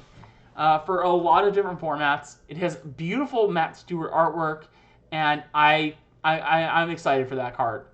And then we got New Art Pacifism. That's like one of the most prevalent cards from the history of Magic. I'm not going to talk about it. Cool new artwork, though. Then we have Patagia Tiger, which is 4 and a white, cat, 3/4, flying. When Patagia Tiger enters the battlefield, target human you control gets +2/+2 until end of turn. I mean, it's a 5 mana 3/4 with flying. It gives a human +2/+2, but I just don't see very many decks casting a 5 mana 3/4 flyer. Like even the white aggro decks, and I just don't think this is very good even in those kind of decks to begin with. So I don't think this one's going to see very much play, but I think, again, it's another one of those kind of types of cards that has some degree of potential going forward. Maybe for, like, again, like the Arena Pauper kind of formats.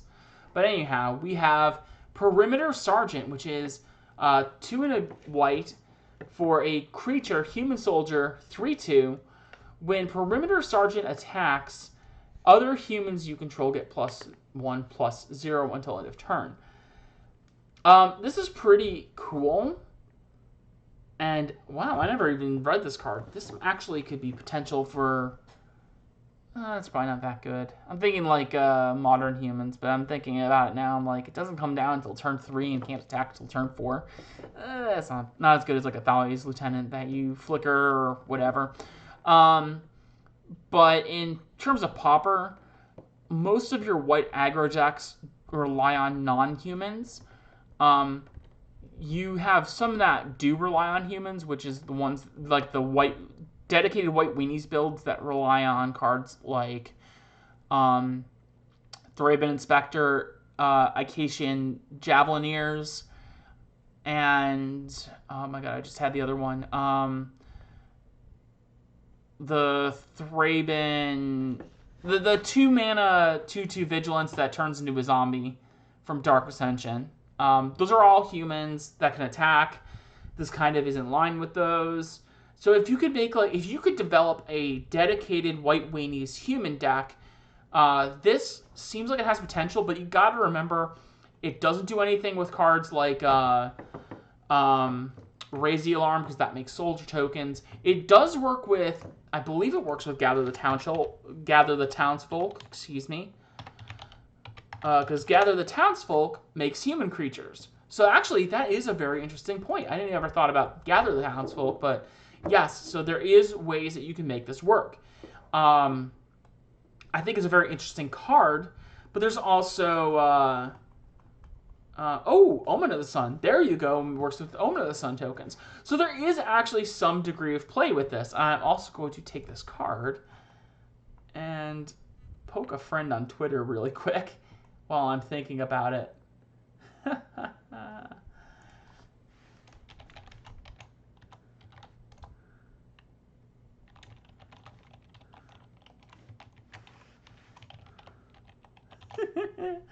Poking my friend Ian Dixon, because this looks just a lot like him. Oh my gosh. All right, so let's see what we got going on next here. Oh, and we got a follow. MH Bondin. Let's see if that actually pops up a little notification here. I've been like having weird things, like sometimes they're working, but sometimes they're not. So just want to say thanks for the follow. Welcome to the stream. Hope you're having a good time. We're going to be doing a lot more of these more often very soon here.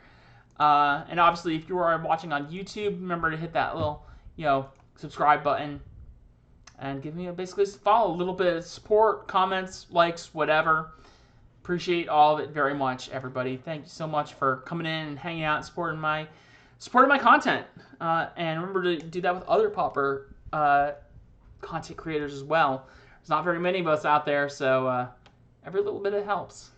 But now we have Phase Dolphin, which is 2 and a blue for an elemental whale, 1/4. Whenever Phase Dolphin attacks, another target attacking creature can't be blocked this turn. Huh. I'm wondering if this can't be played in something like what is it? is it Blitz? Like, attack and give a creature unblockable and then just pump it up a ton seems pretty solid. The fact that you can also do stuff with the Dolphin itself. I don't know. I'm not really convinced that this one is playable, but it is... It's some interesting space in the context of Pauper. So I think it's worth looking at, but I don't know how much it will actually see play, considering that it still dies to both Scred and Galvanic Blast very easily, as well as cards like Journey to Nowhere, Oblivion Ring, all that stuff. So, oh, Steven, I love that little emote. That is great. All right, we got Plummet, which is just another limited-oriented reprint, so I'm not really going to touch on that one here. But now we have Prickly Marmoset, which is, that is some artwork right there, everybody. For, it's a 2 and a red for a creature monkey, 2/3, first strike. Whenever you cycle a card, Prickling Marmoset gets +2/+0 until end of turn. So this kind of, again, some fuel for a potential aggressive cycling deck. I mean, if you literally just play this and then cycle away a Forgotten Cave or some other thing, then it turns into a 4/3 first strike, and it can get even stronger. Like, this actually seems pretty decent on rate. It does, you know, die to every removal spell, which is relevant. The fact that it doesn't do anything when it hits the battlefield is still very relevant. But for certain aggressive strategies, if you wanted to build like a cycling kind of deck, this seems actually pretty cool. So let's keep it going. We got Pyroceratops. Wow, that's a name. Pyroceratops is 3 and a red for a creature, elemental, dinosaur, 2/3 trample. Whenever you cast a non-creature spell, put a +1/+1 counter on Pyroceratops. This is... Oh, I'm terrible with my names. Pyrehound. Yeah. So this is actually a strictly better Pyrehound. The fact that it's non-creature spell instead of instant or sorcery is very interesting. But we'll have to see how this one goes. Pyrehound already doesn't really see any play, but I think this one has some degree of potential. So I could see this one being played in the future. It needs to find a home, but I think it's probably not that hard to give a card like that a home. All right, and now we have Raking Claws. Wow, I have not seen this card. This is interesting. So Raking Claws is 1 and a red instant. Target creature gains double strike until end of turn, cycling 2 mana. This is really cool.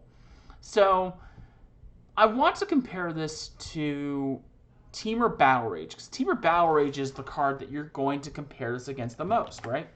I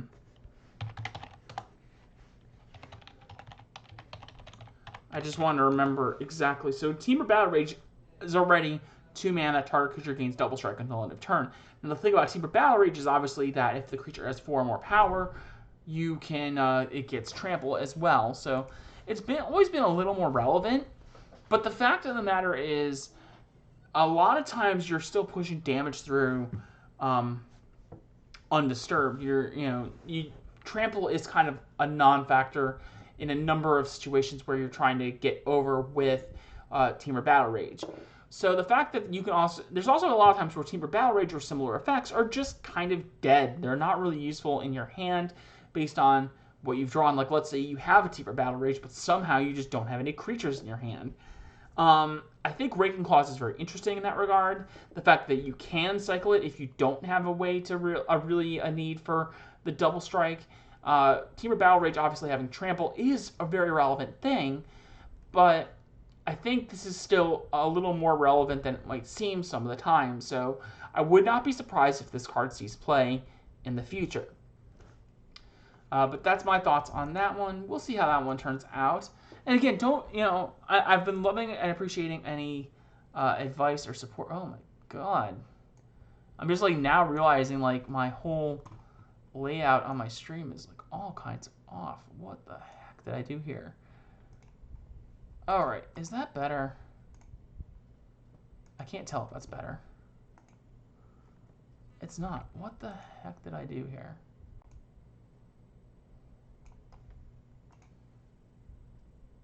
That's strange. Huh.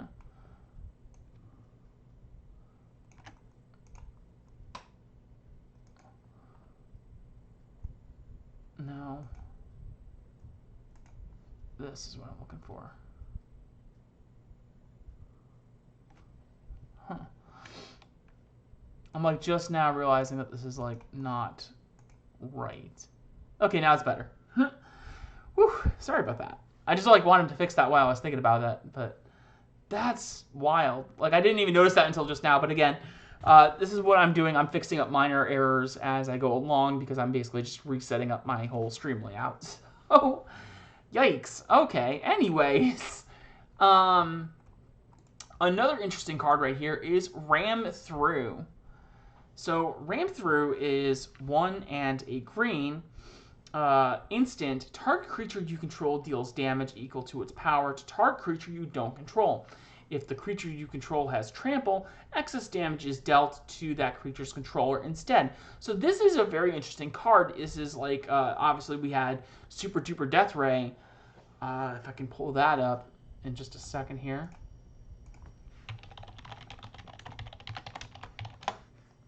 And this was an unstable card.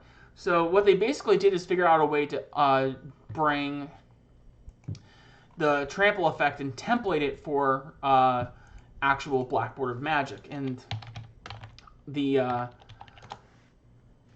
no, it's not Lava Flow. It's something else. But it's they basically turned this card into exactly the same thing, just with different templating for trample, and made it into a Black Border card at uncommon in Ikoria. If I can actually just pull that up really fast. Try to remember exactly what the card's called. Flame Spill, there you go. So it's right here. So it's like the exact same thing.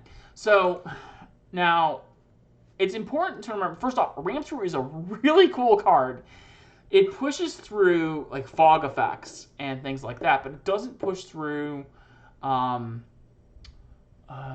prismatic strands necessarily. So it's probably not better for elves necessarily, but something like Bogles. It's a little easier to cast this than it is to cast a Essence Harvest, but even then Essence Harvest is still kind of there because of cards like Prismatic Strands, for example. So I don't know how much this is really going to see play. Because the other thing too, we had to actually look this up to understand it a little bit. I can pull this up on Twitter on my thing. Just had it somewhere.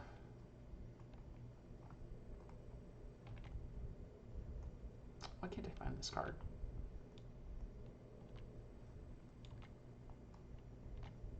I had an actual ruling. So basically, though, if either of the targets becomes not legal anymore, then you actually just don't deal the damage. That's really the short of it. The excess damage, it actually has to deal damage to have excess damage spill over.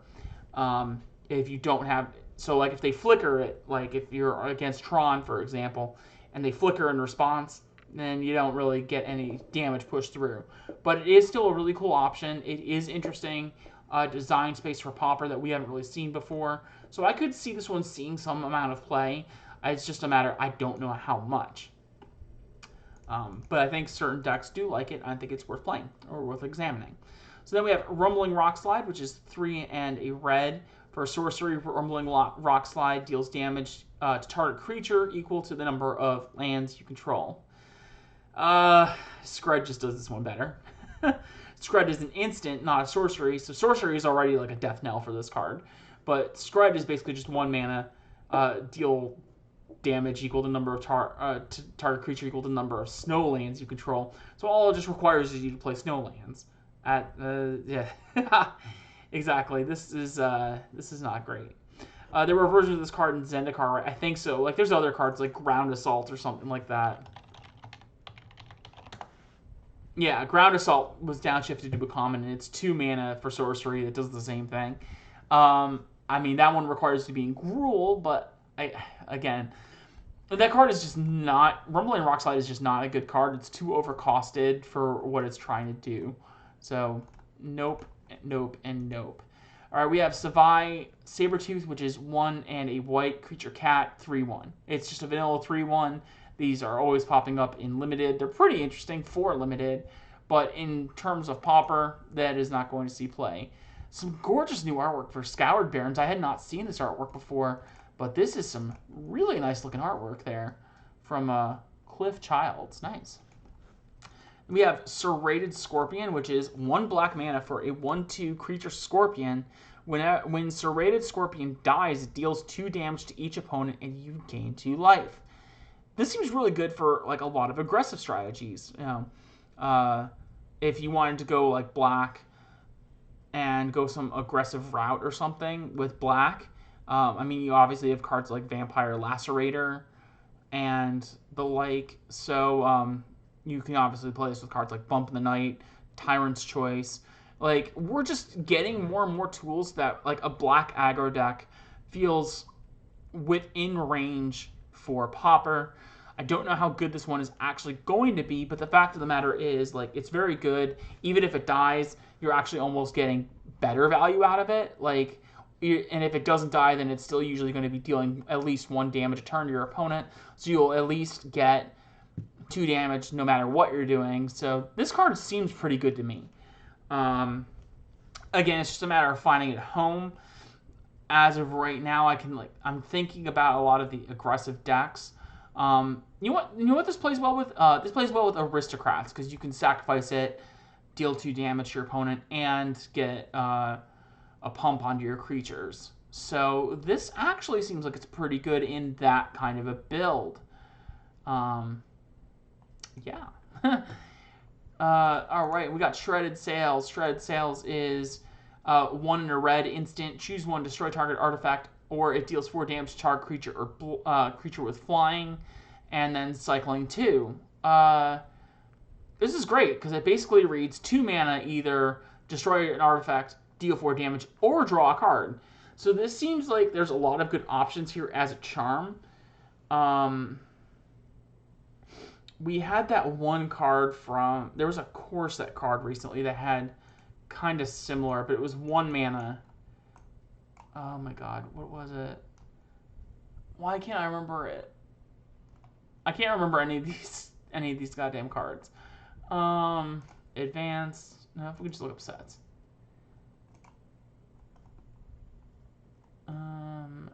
Sets. Core set 2020. And it was red. What was this card? I'll remember it as soon as I see it. There it is, Reckless Airstrike. So Reckless Airstrike was 1 mana, 3 damage to target creature with flying, or destroy target artifact. But it was a sorcery. This one deals 4 damage, which isn't really as relevant in this format because your like highest toughness flyer usually is Core Skyfisher. But the fact of the matter is, it is still an instant over a sorcery. The fact that it has cycling if you don't need the ability, I think it's an interesting option. I don't know how good it actually is, but I would not be surprised. This card has enough flexibility that I wouldn't be surprised if it did end up seeing some play somewhere down the line. It's definitely more of a sideboard card, so could this be really good against Boros? Maybe. I mean, you're destroying artifacts. You can destroy a land in that case, or a Prophetic Prism usually, or you can kill their creatures, or you can just cycle it away. I mean, that's what I'm saying. Like, this card seems like it has some close potential. The problem is, like, in red, if you're trying to, like, destroy creatures, there's better ways to do it. Blowing up artifacts, there's better ways to do it. And I don't think a lot of times if you're playing this for these abilities, specifically the destroy an artifact ability, I don't think you're going to be trying to cycle it away very often. So I'm very on the fence about this card. It seems very close to being good enough, but I'm not quite sure that it's exactly there necessarily, if that makes sense. But I like the fact that we got a lot of these kind of charm style cards out of this set, if nothing else. All right, we still got a little bit more to go here. Wow, going on like 2 hours talking about this set. I wasn't expecting to be taking this long, to be honest with you, but here we are. Then we have Sleeper Dart, which is 2 mana artifacts. When it enters the battlefield, draw a card, tap it, sacrifice it. Target creature doesn't untap during its next untap step. This seems like another one of those kind of like this could be an interesting replacement for Alchemist's Vial if you really wanted that. The fact that Alchemist's Vial means you can stop them from attacking, but this one means that they can't untap, so they can't use any abilities or anything like that. I don't know. This seems like an interesting card for that kind of toolbox, but I don't know that it's really going to be exactly played. Yeah, I mean, if it tapped the creature, it would be so much better. But the fact that it doesn't actually tap the creature means it's not as good as it looks. So, I don't know that it's actually going to be played, but it is a very decent card. Alright, and then we have Snare Tactician. Snare Tactician is 2 and a white for a creature, human soldier. Whenever you cycle a card, tap target creature and opponent controls, and it is a 2/3. So, this is an interesting card. Again, if you can make very liberal use of cycling with an aggressive style kind of deck, this seems very good.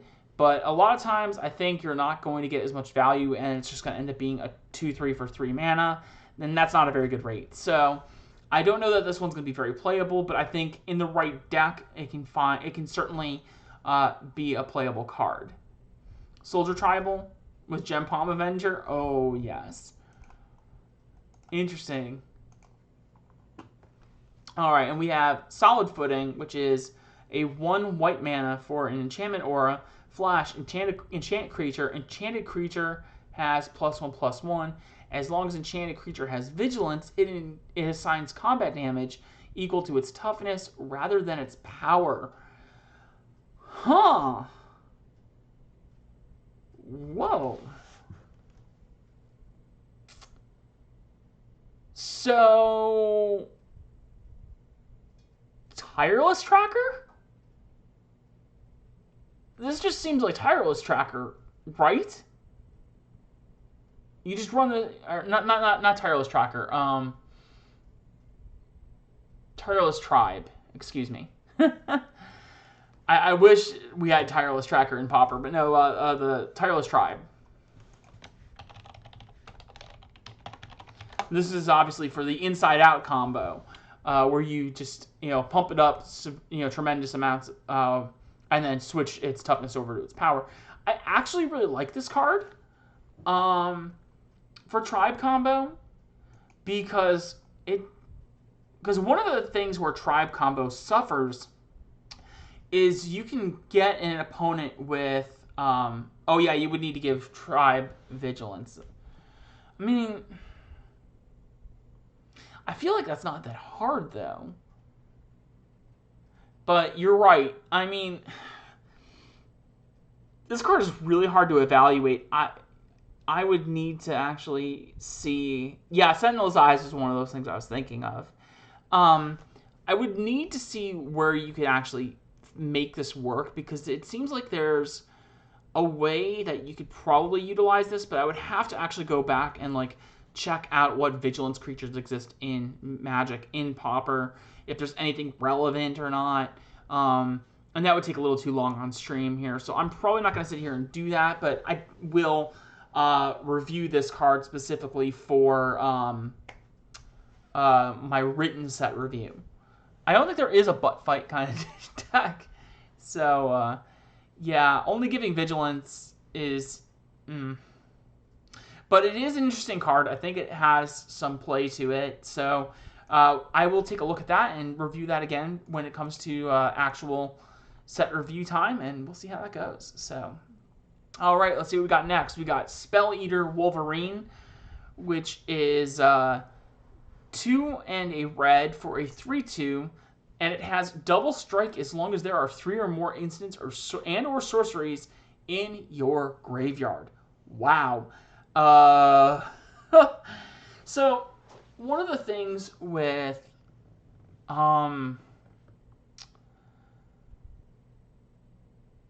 Gitu Lava Runner in Burn was that it, you know, it gained a little bit of power boost and had haste, so it was like a 1 mana 2/2 with haste for Pauper if you had the right conditions. The fact that this becomes a 3/2 double strike just for burning your opponent makes me kind of look at it like, this is interesting.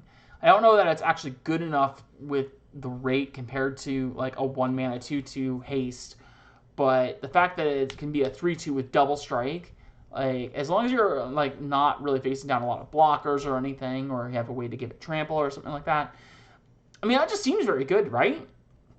Like that seems a pretty good rate, you know, three power double strike. That seems really good. So I wouldn't be terribly surprised if this found a home, but it is still a little loose and not the greatest option that we have necessarily available to us. So I'm not sure that this is going to be played, but it is a cool Magic card all the same. All right, and we have Spontaneous Flight, which is some great artwork. Wow, I love that art. And this is, Spontaneous Flight is 2 and a white instant. Target creature gets +2/+2 until end of turn. Put a flying counter on it.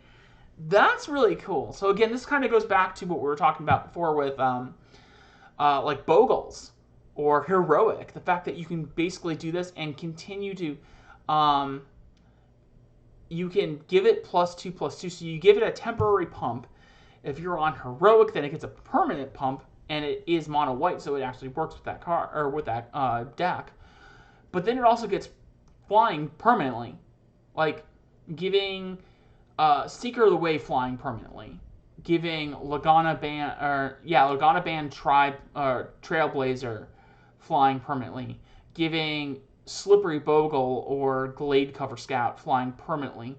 These seem like really good abilities. The fact that it is still a temporary pump spell. But again, 3 mana is still a big ask. But I think this card does plenty. So I wouldn't be surprised if this card saw some degree of play after the release of Ikoria Lair of Behemoths. Alright, Spring Draw Trap. I'll be blunt, this card sucks.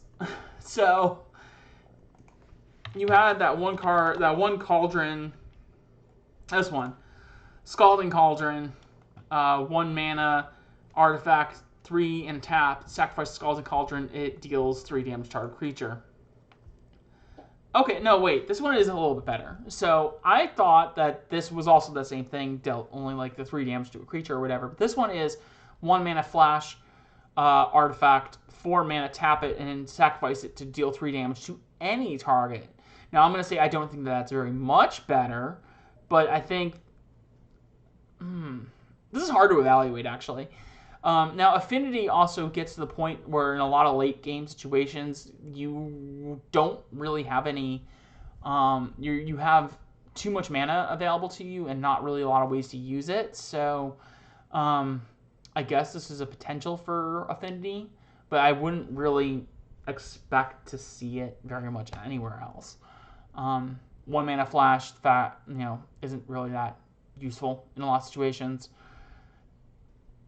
Yeah, I don't know about this one. It doesn't seem very good, but it might have some potential, is kind of where I'm at with it. We have Startling Development next, which is 1 and a blue instant. Until end of turn, target creature becomes a blue serpent with base power and toughness 4/4, cycling 1 colorless. Wow, so I don't think we've ever really seen very many blue transmogrification cards that actually turn it into like a big creature. 2 mana, turn target creature into a 4/4. I mean, we had the 3 mana card that turned 2 creatures into 3/3 flyers from what was it? Modern Horizons. But I think this one might be a little bit better. It's just a 1, I agree with that. Like going into like an Infect or something like that. I don't really think Mono Blue Infect is really a deck. You'd be looking at something more like a Simic Infect deck. But this does seem like a very interesting card. I wouldn't be surprised if this found a home somewhere. I can't think of any place to give it a home currently, but it seems very good. There's other things I could think to put this in. Like, you could actually mutate like a Delver of Secrets this way, in a way. It wouldn't be the greatest way to do it, but it is something you can do. And obviously, if you can't have a use for it, then you can always cycle it away for 1 mana, which does seem good to me. Yeah, I don't know. This is another one of those cards that I can't think of a good home for it, but it seems like a very good card for Pauper. We have plenty of those in the format. I mean, Ashnod's Altar is not seeing any play, and that is legal in Pauper. So take it for what you will. But then we have Sudden Spinnerets, which is 1 green for an instant. Target creature gets +1/+3 until end of turn. Put a reach counter on it. Untap it. Wow, that's like strictly better than the Arbor. Whoa. I'm trying to think. Arbor Armament. God. Ugh, it's just way better. Okay, so instead of getting a +1/+1 counter, it gets +1/+3 until end of turn. You untap it, but the reach it gives is permanent. I don't think I've really ever seen Arbor Armament before. I think it's shown up occasionally once or twice. And there's probably some other cards that are comparable to this that I'm just not thinking of. But this seems like a very good effect. It seems like a really good ability. Giving something reach permanently, especially, feels really good to me. There's got to be a home for that somewhere in some kind of deck. So I would not be surprised if this showed up, especially as a foil to like Delver decks or something like that. Ways to block flyers, essentially. Suffocating Fumes, which is 2 in a black. Instant creatures your opponents control get -1/-1 until end of turn. Cycling for 2 mana. Pathetic Vapors. I'm trying to remember what card this was. Yeah. Mephetic. So I just like said it wrong. This is Mephetic Vapors was just a better counter in Fear already.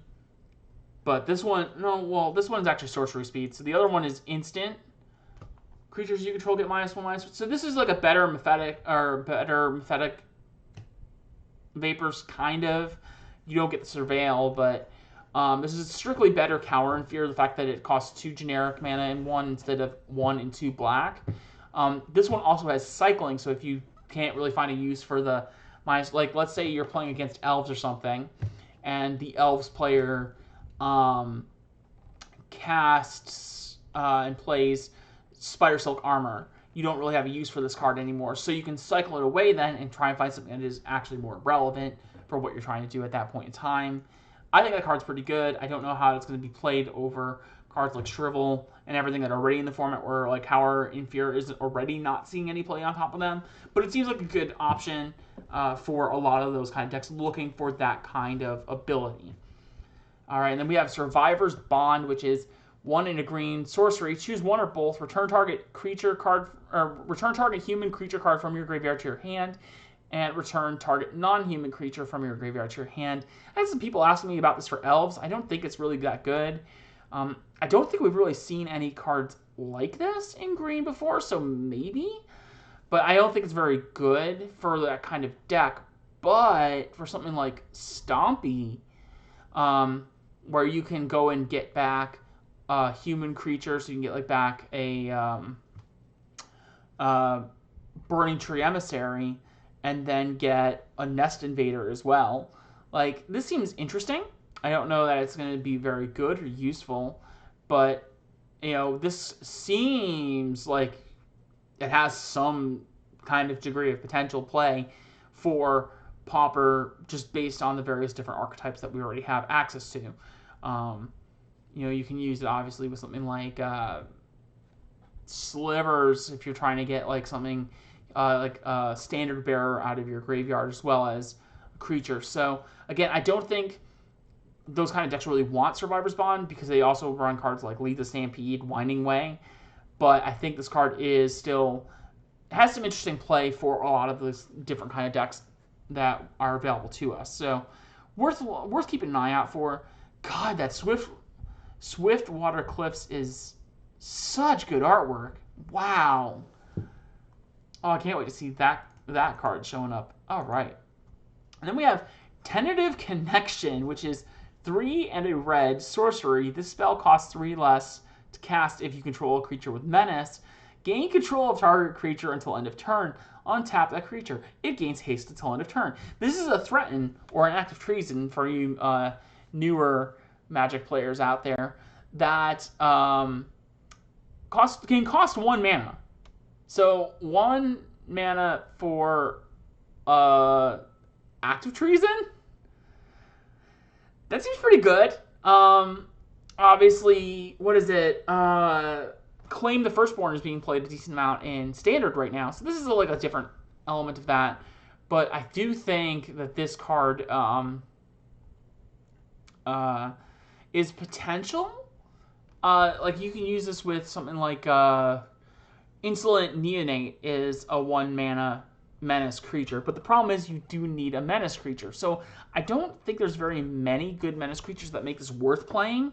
But the fact that you're talking a 1 mana threaten effect, and you have me like perking up my ears, like you got my attention. That seems like a really cool effect. It's just a matter of finding it at home, as with many of these cards.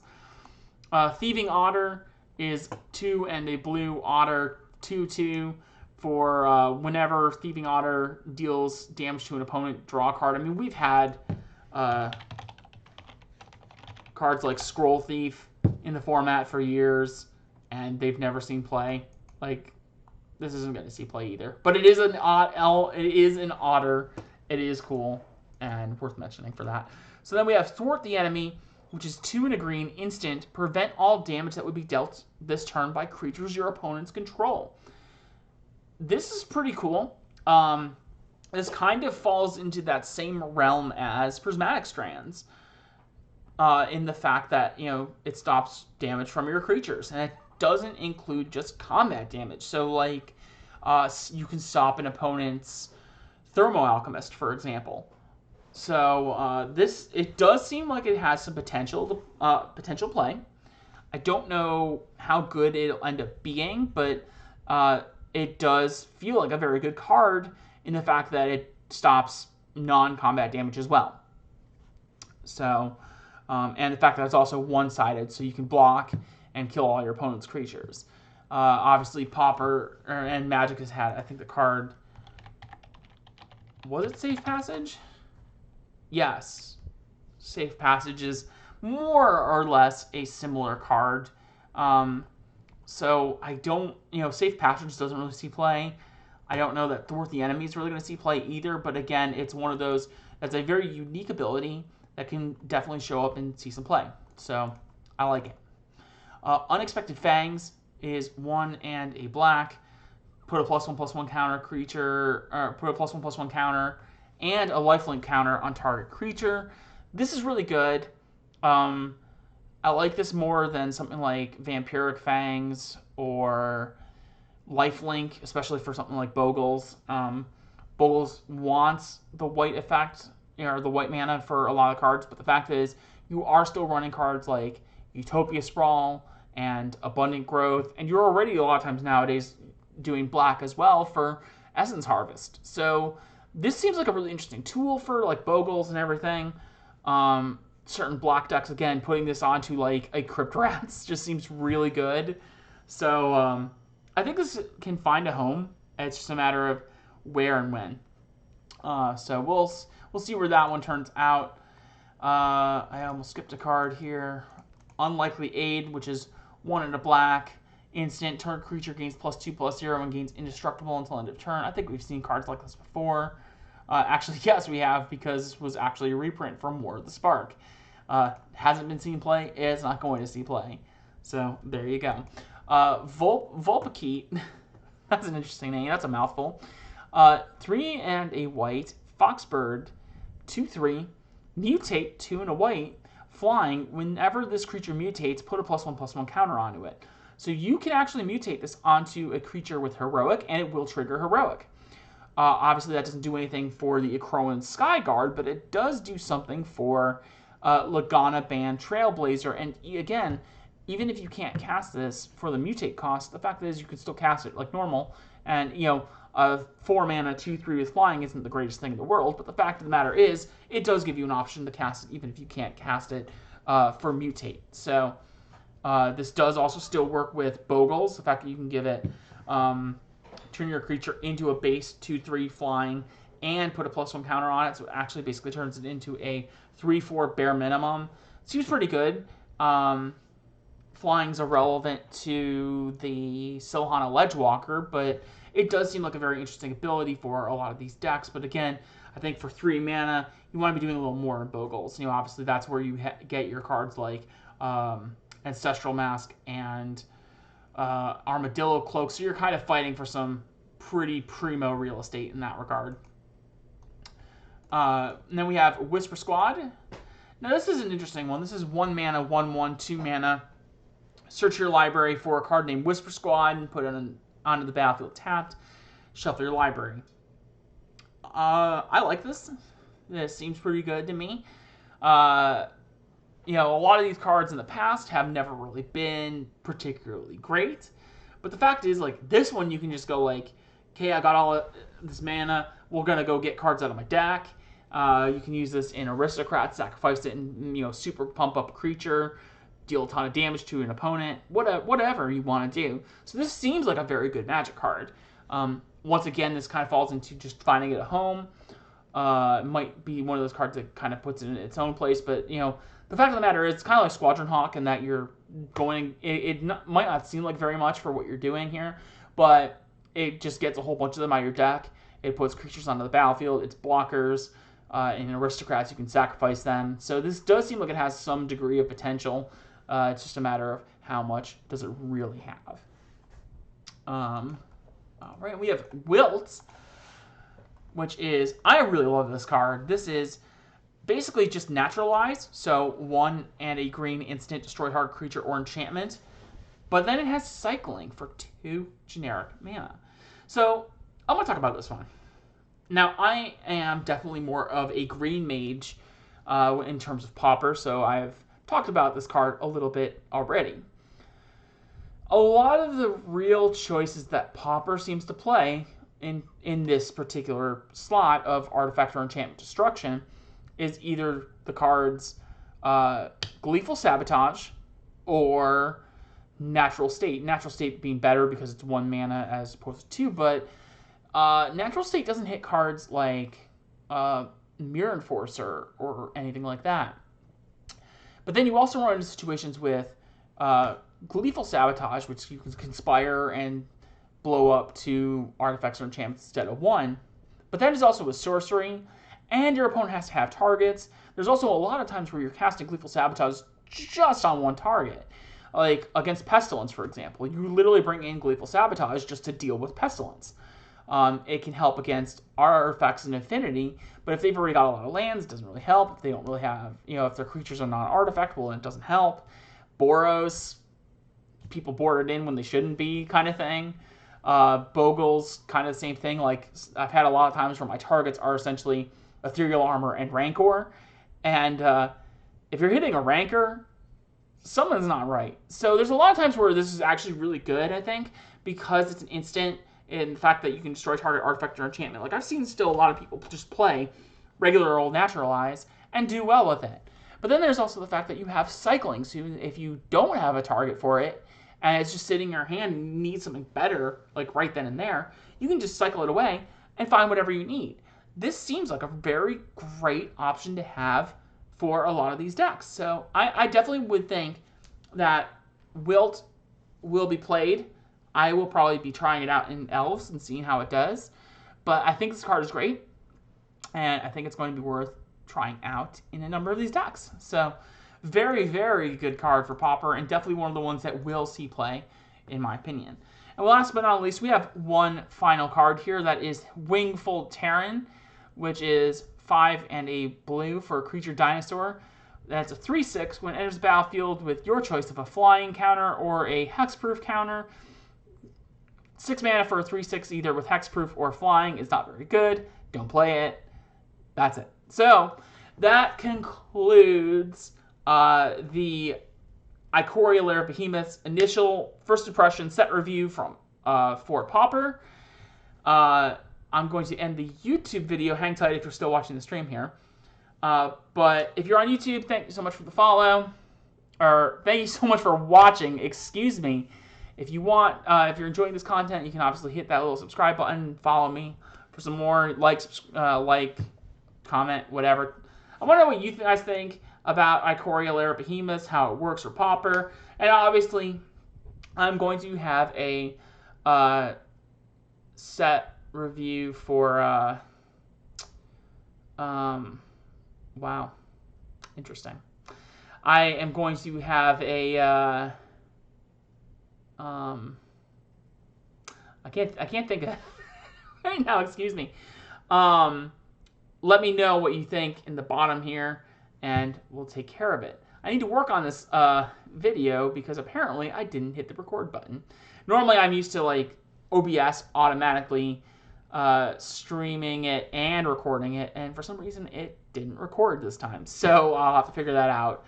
But thank you so much for watching that, and I'll have some cool Pauper replay videos and everything up soon.